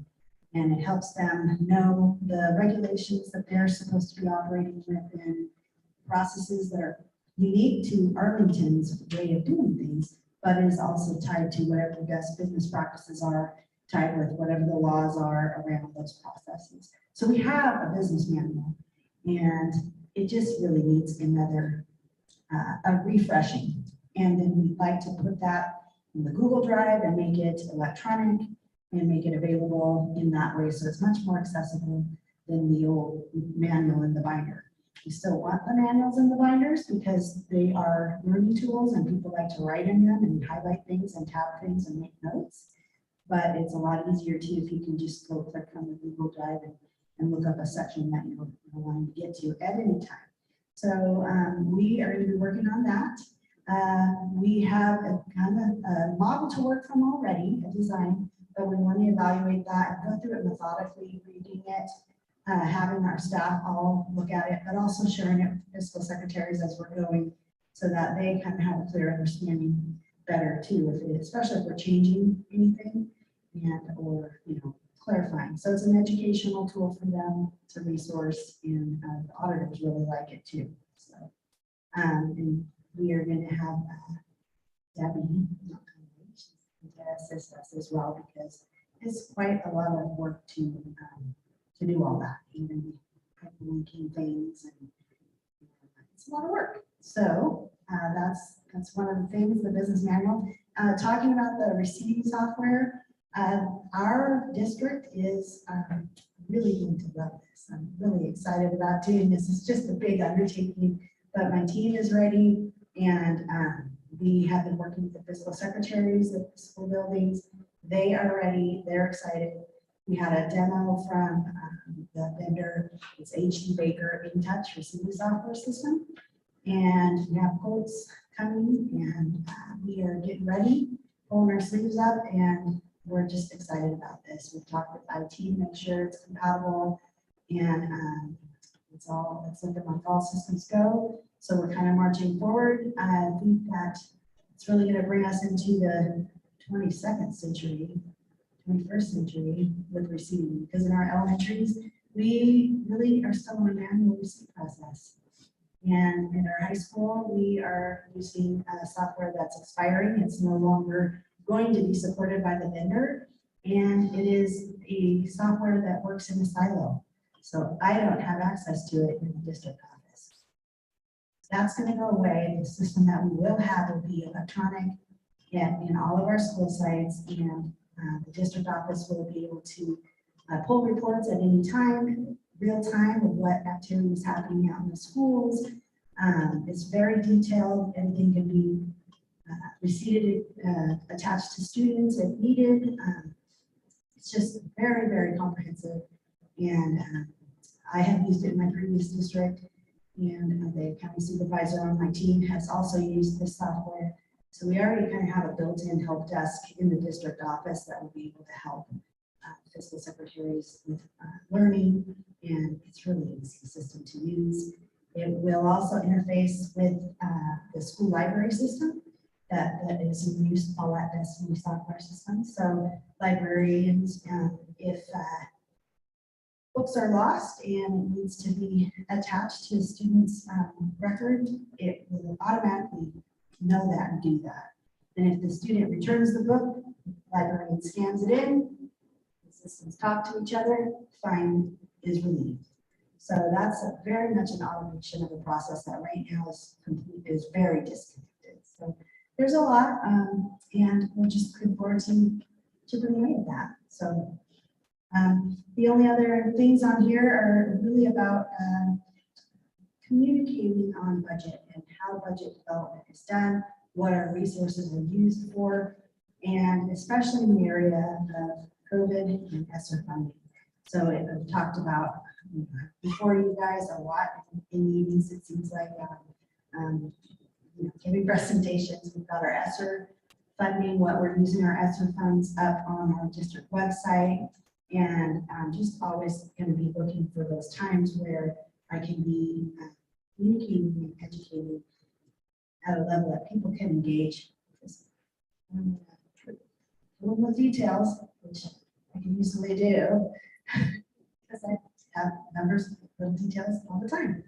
But just looking for ways to continue to help our community understand school district finances, and helping our school board be engaged in what's going on in the school bank. That's all I have for you. If you have any questions? So sounds wonderful. Really improvements side of software.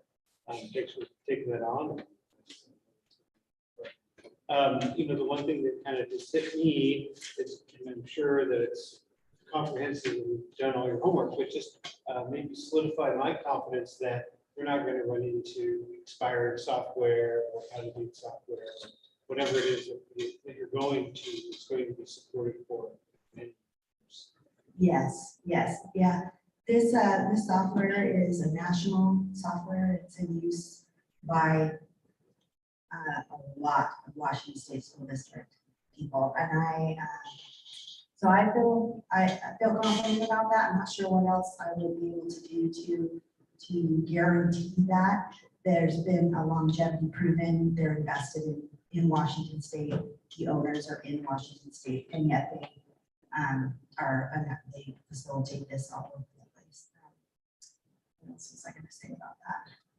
That was going to be my follow-up. That the Washington State-based company.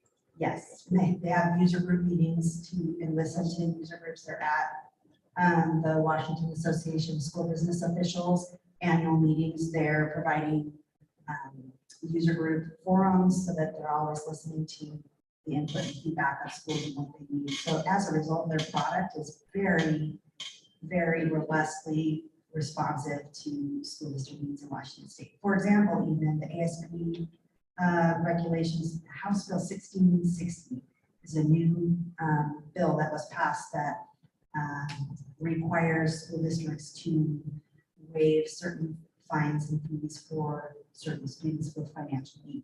Now, schools already were doing that kind of thing, but this made it even more so. So it made it more kind of automatic. And so this software does have a piece that interacts with the free and reduced data and yet still keeps it confidential. So it can't explain this very well, but it's something to do with if a student's on there, they can go to pay for it and it'll bring them up at zero. But it won't say anything why or that still sounds like you can poke holes in it, but I'm just not explaining it right. But that is a huge thing that schools are struggling with, trying to show how are we complying with this new law, because there's a lot of stickiness around the free and reduced data and the share of that. So that's one of the examples.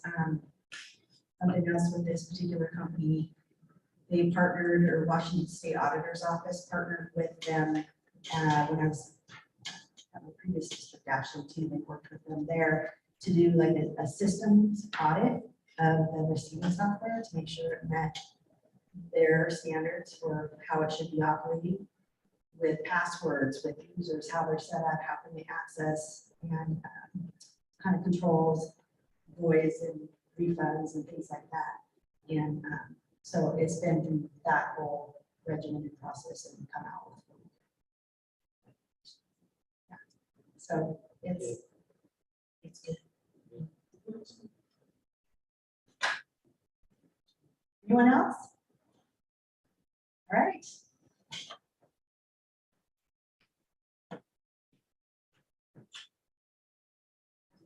Oh, you did.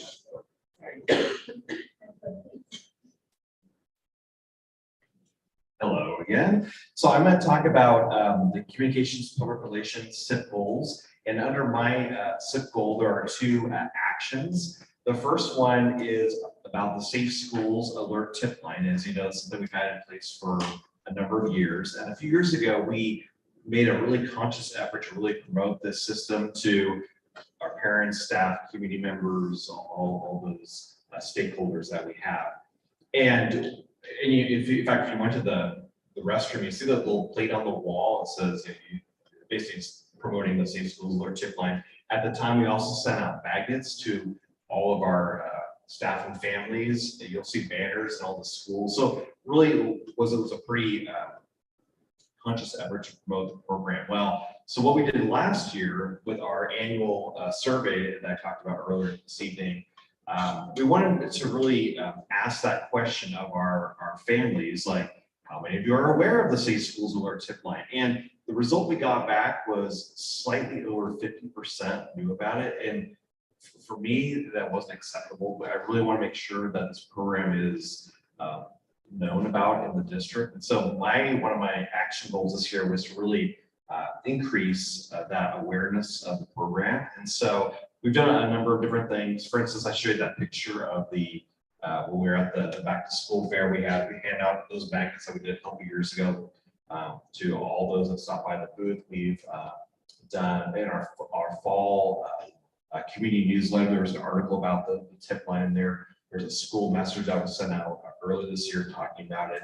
But I was also going to send out a peach jar, which goes via email to all our families and staff.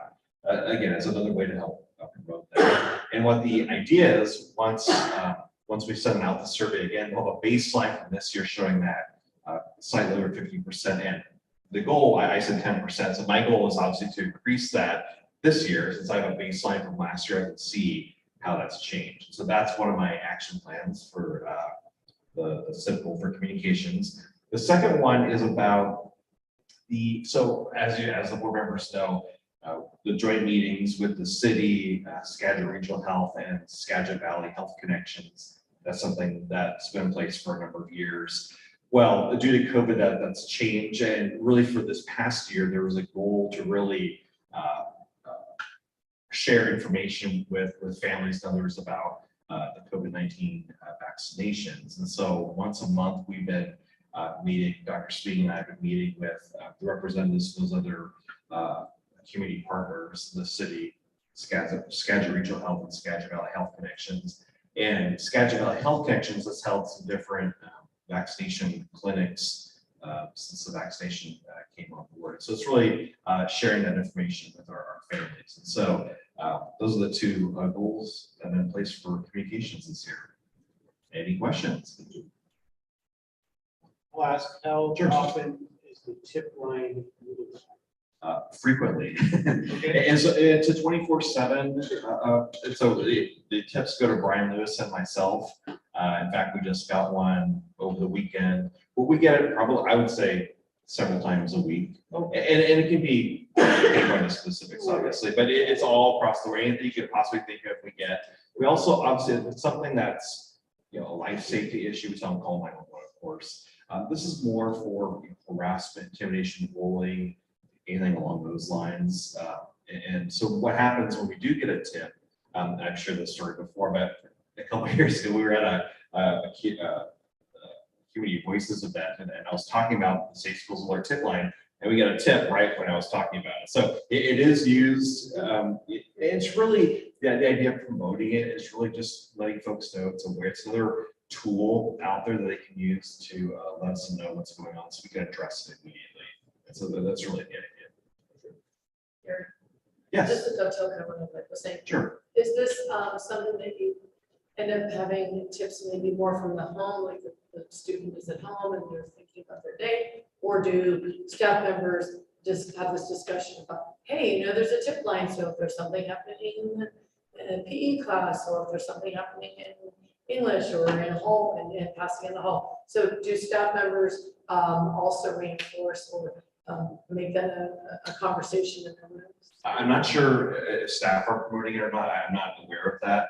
They could be. But we get, to answer your question, we get tips all throughout the day, after hours, on the weekends, you know, early in the morning, at night. I mean, we get them all. It's 24/7. So. Right. I was just thinking, because my own kid was had come home and said something in PE, and I just said, and I think they felt not comfortable maybe going to the teacher. Sure. But so I'm just wondering, sometimes if the teacher says that, hey, it could be in my room, anywhere in the class, you know, in our school community, or if this is happening. So I'm just wondering if that's another piece, just to put that comfort level in.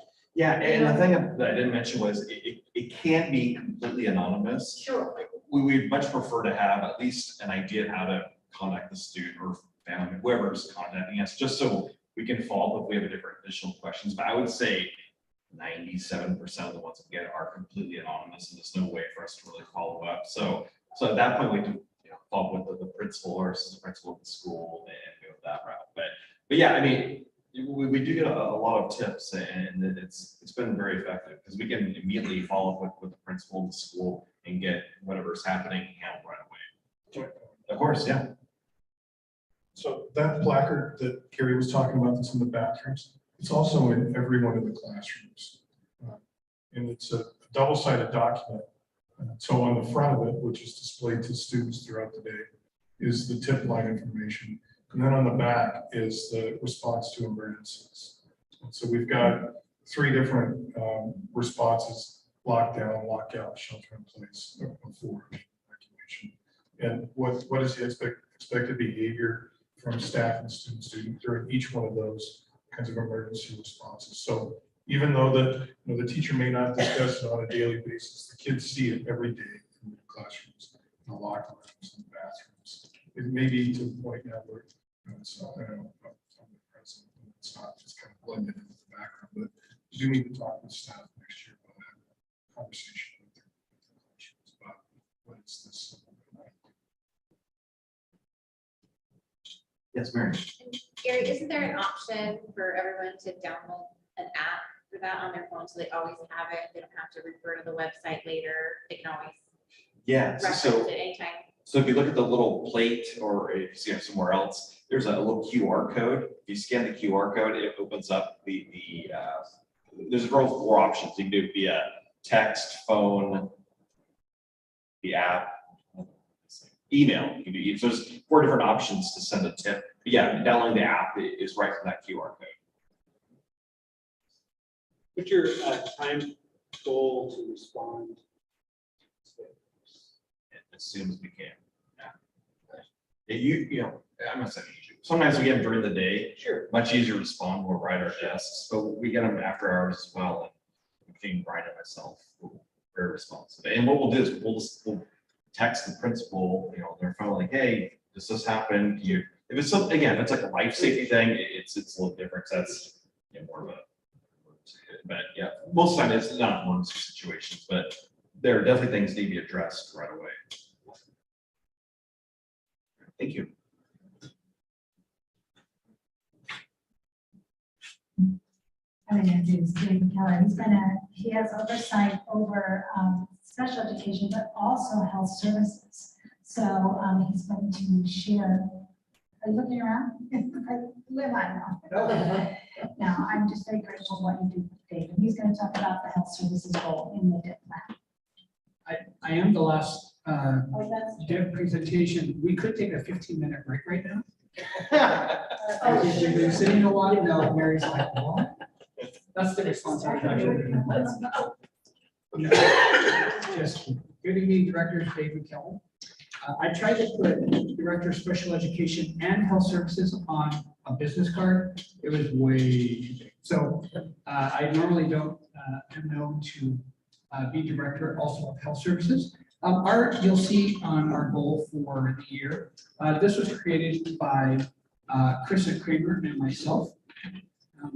Krista, who you're not hearing from much anymore, right? We haven't put her on a path shoot, but we've actually released her to her normal job duties, and so a lot more other things are getting done that just haven't been in the last 2 years. And so we started this back in November, this goal, and honestly, we were to get Krista to sit down for a few moments and find that time was very difficult. So our goal, we actually got implemented just this month, earlier in the month, and we've had a first meeting. Our goal is to create a district-wide health services guide that is able to identify resources and supports for the social, emotional, and behavioral health needs of all Arlington Public Schools students and staff.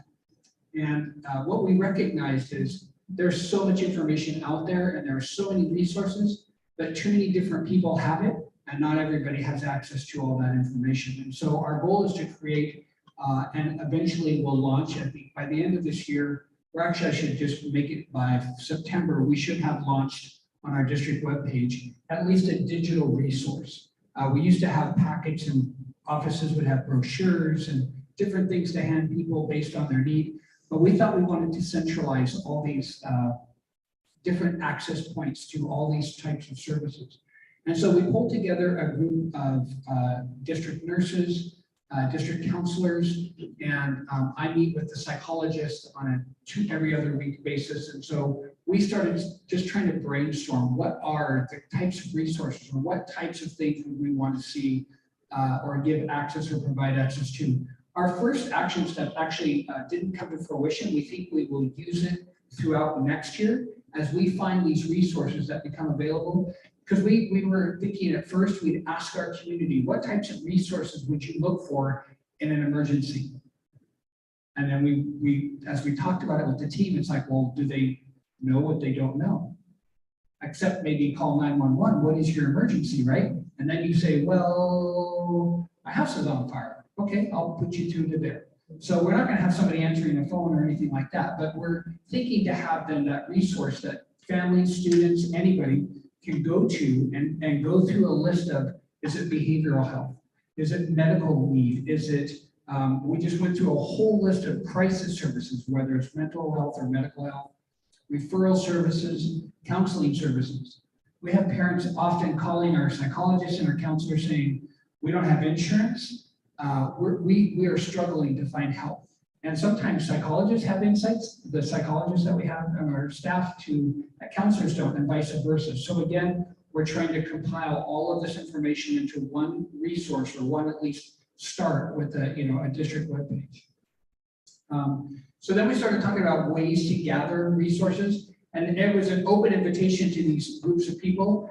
And we had I'll say 8 people that showed up for that meeting. And they're all the people who are so invested into this idea that immediately while we're talking, they started just sending me all these resources. I mean, and so we stopped the meeting for a moment. We created a Google Doc to share that information again so that we're not doubling up or people can see what's on the list. So we've already developed quite an extensive list. We haven't categorized any of it yet. We're just in the collecting mode. And once we do that, get enough resources in there, we're going to come back together in early May. We're going to start breaking them out into categories. Some will be multiple categories for the same resource possibly. And then we're going to start building whatever that is to put that resource together.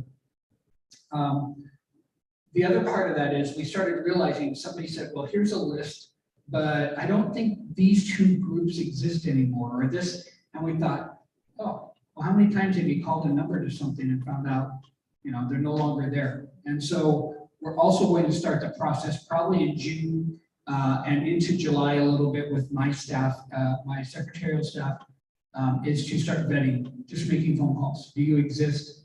how do you serve? Do you have resources that we could gather? And by the way, we may be sending people your way. We were even trying to think now this is a tougher one. We would probably want to vet to legal, but to say to a counseling service, if we tell one of our families that we sent you, can you give them a 5% or 10% discount or, now I don't know the ethics behind that or the legalities behind that, but we're just trying to find ways to give our families, our students, even our staff members access to resources where at least they can try. And then if you just think of it from just beyond an employee assistance that we have, when staff members are in trouble, whatever the trouble might be, they may have resources as well, but we want to expand that. It might be something more for them. So, and then we talked about ways to display those. So I mentioned the district website, maybe even brochures. And I wrote down here the QR code that we might have a landing spot where, we might be able to, Gary's going to build this for us. He doesn't know it yet. We're going to use his services there to help communicate.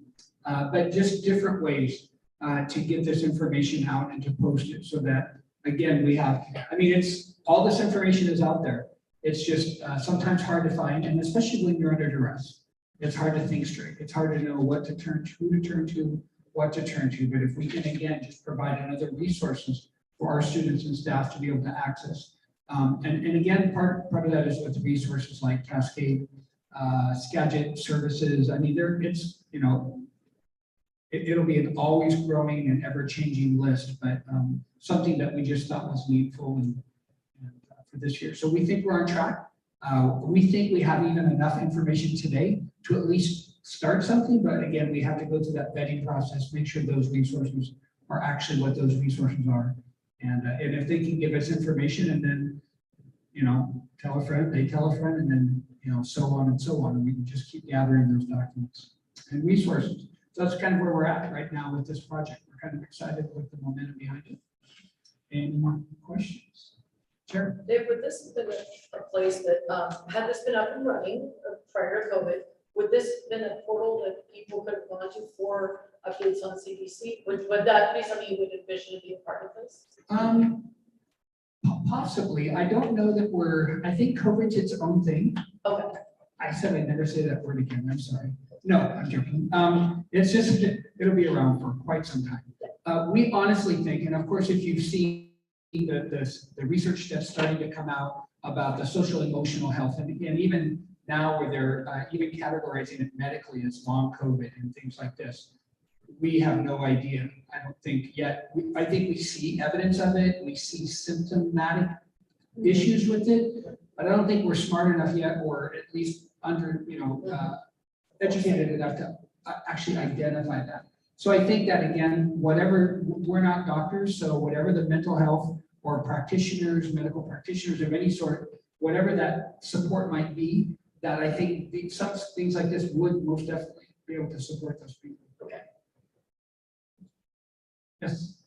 I just kind of know from experience regarding special education students and then finding resources in the community for OT, speech therapy, things like that. This can be really challenging. There's not a lot of resources. So I guess I'm wondering if you had talked about helping families with transportation from the other, there's a Bothell or Everett or Bellingham or Burlington, 3 or 4 times a week or more. It's like, what is the conversation like around those? Yeah, so honestly, that's why we talk to groups of people than even now, because I don't think we even thought about transportation needs, right? Because you're right, we're talking about where to the agencies, but great. So you told me 5 different places that can help me, but they're all out of Snohomish County, or they're all out of the Arlington proper, and we don't have gas to get there or anything like that. So that would be another resource that we most definitely could investigate. And you're right too, there's not a lot out there. And unfortunately, I think with support services, it just seems to be shrinking. We have in Washington State, we're pretty broken as far as mental health is concerned, and especially for young people. We've had very big challenges trying to support And I'll tell you from just a mental health side of things, if a child under the age of 10 in our district that has mental health significant, we end up probably putting them in an EBD classroom if they're, and most of the time they would be acting out behaviorally. Not the place we want them to be. We want them to be in a therapeutic setting. But we don't have a therapeutic setting. We don't have places in Washington State. After it gets to age 13, it becomes super troubling because that's the age of consent in Washington State. So if you have a 13-year-old with mental health issues and they say, I don't want help, nobody's going to help.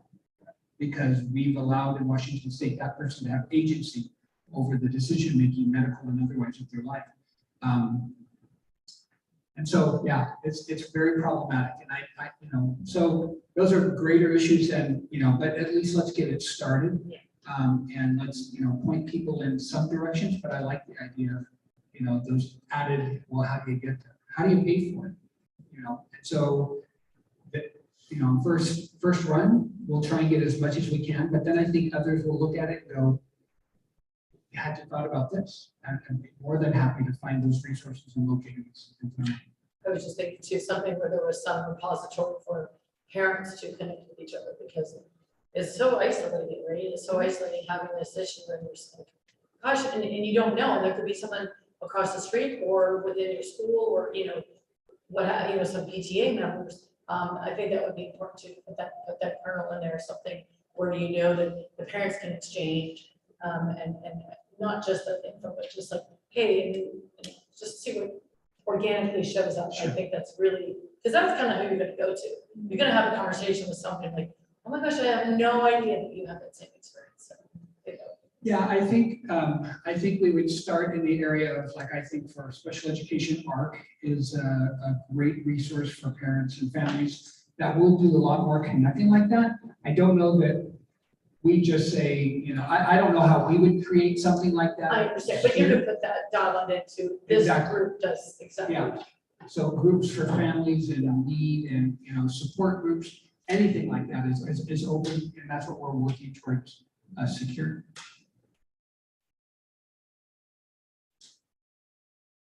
Okay. Thank you, Dave. Thank you, each one of you that have shared tonight.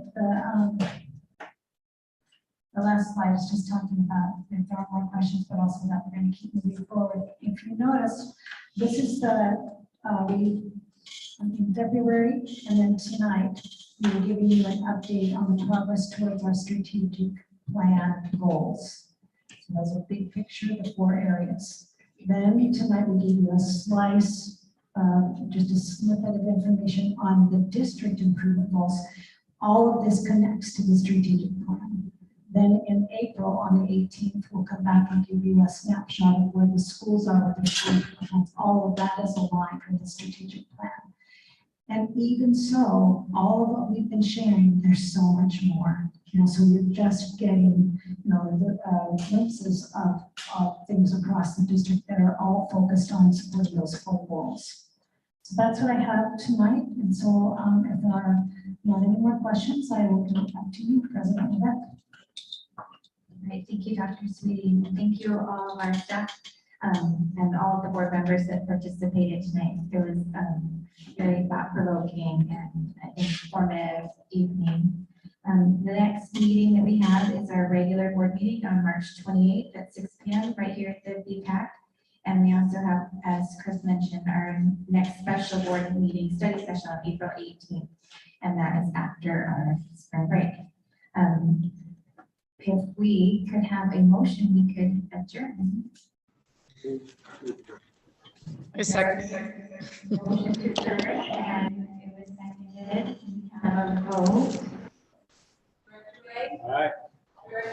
Aye. President Levesque? Aye. Director Aye. All right, our meeting is adjourned. Thank you all for coming out. Have a good night. Drive safe.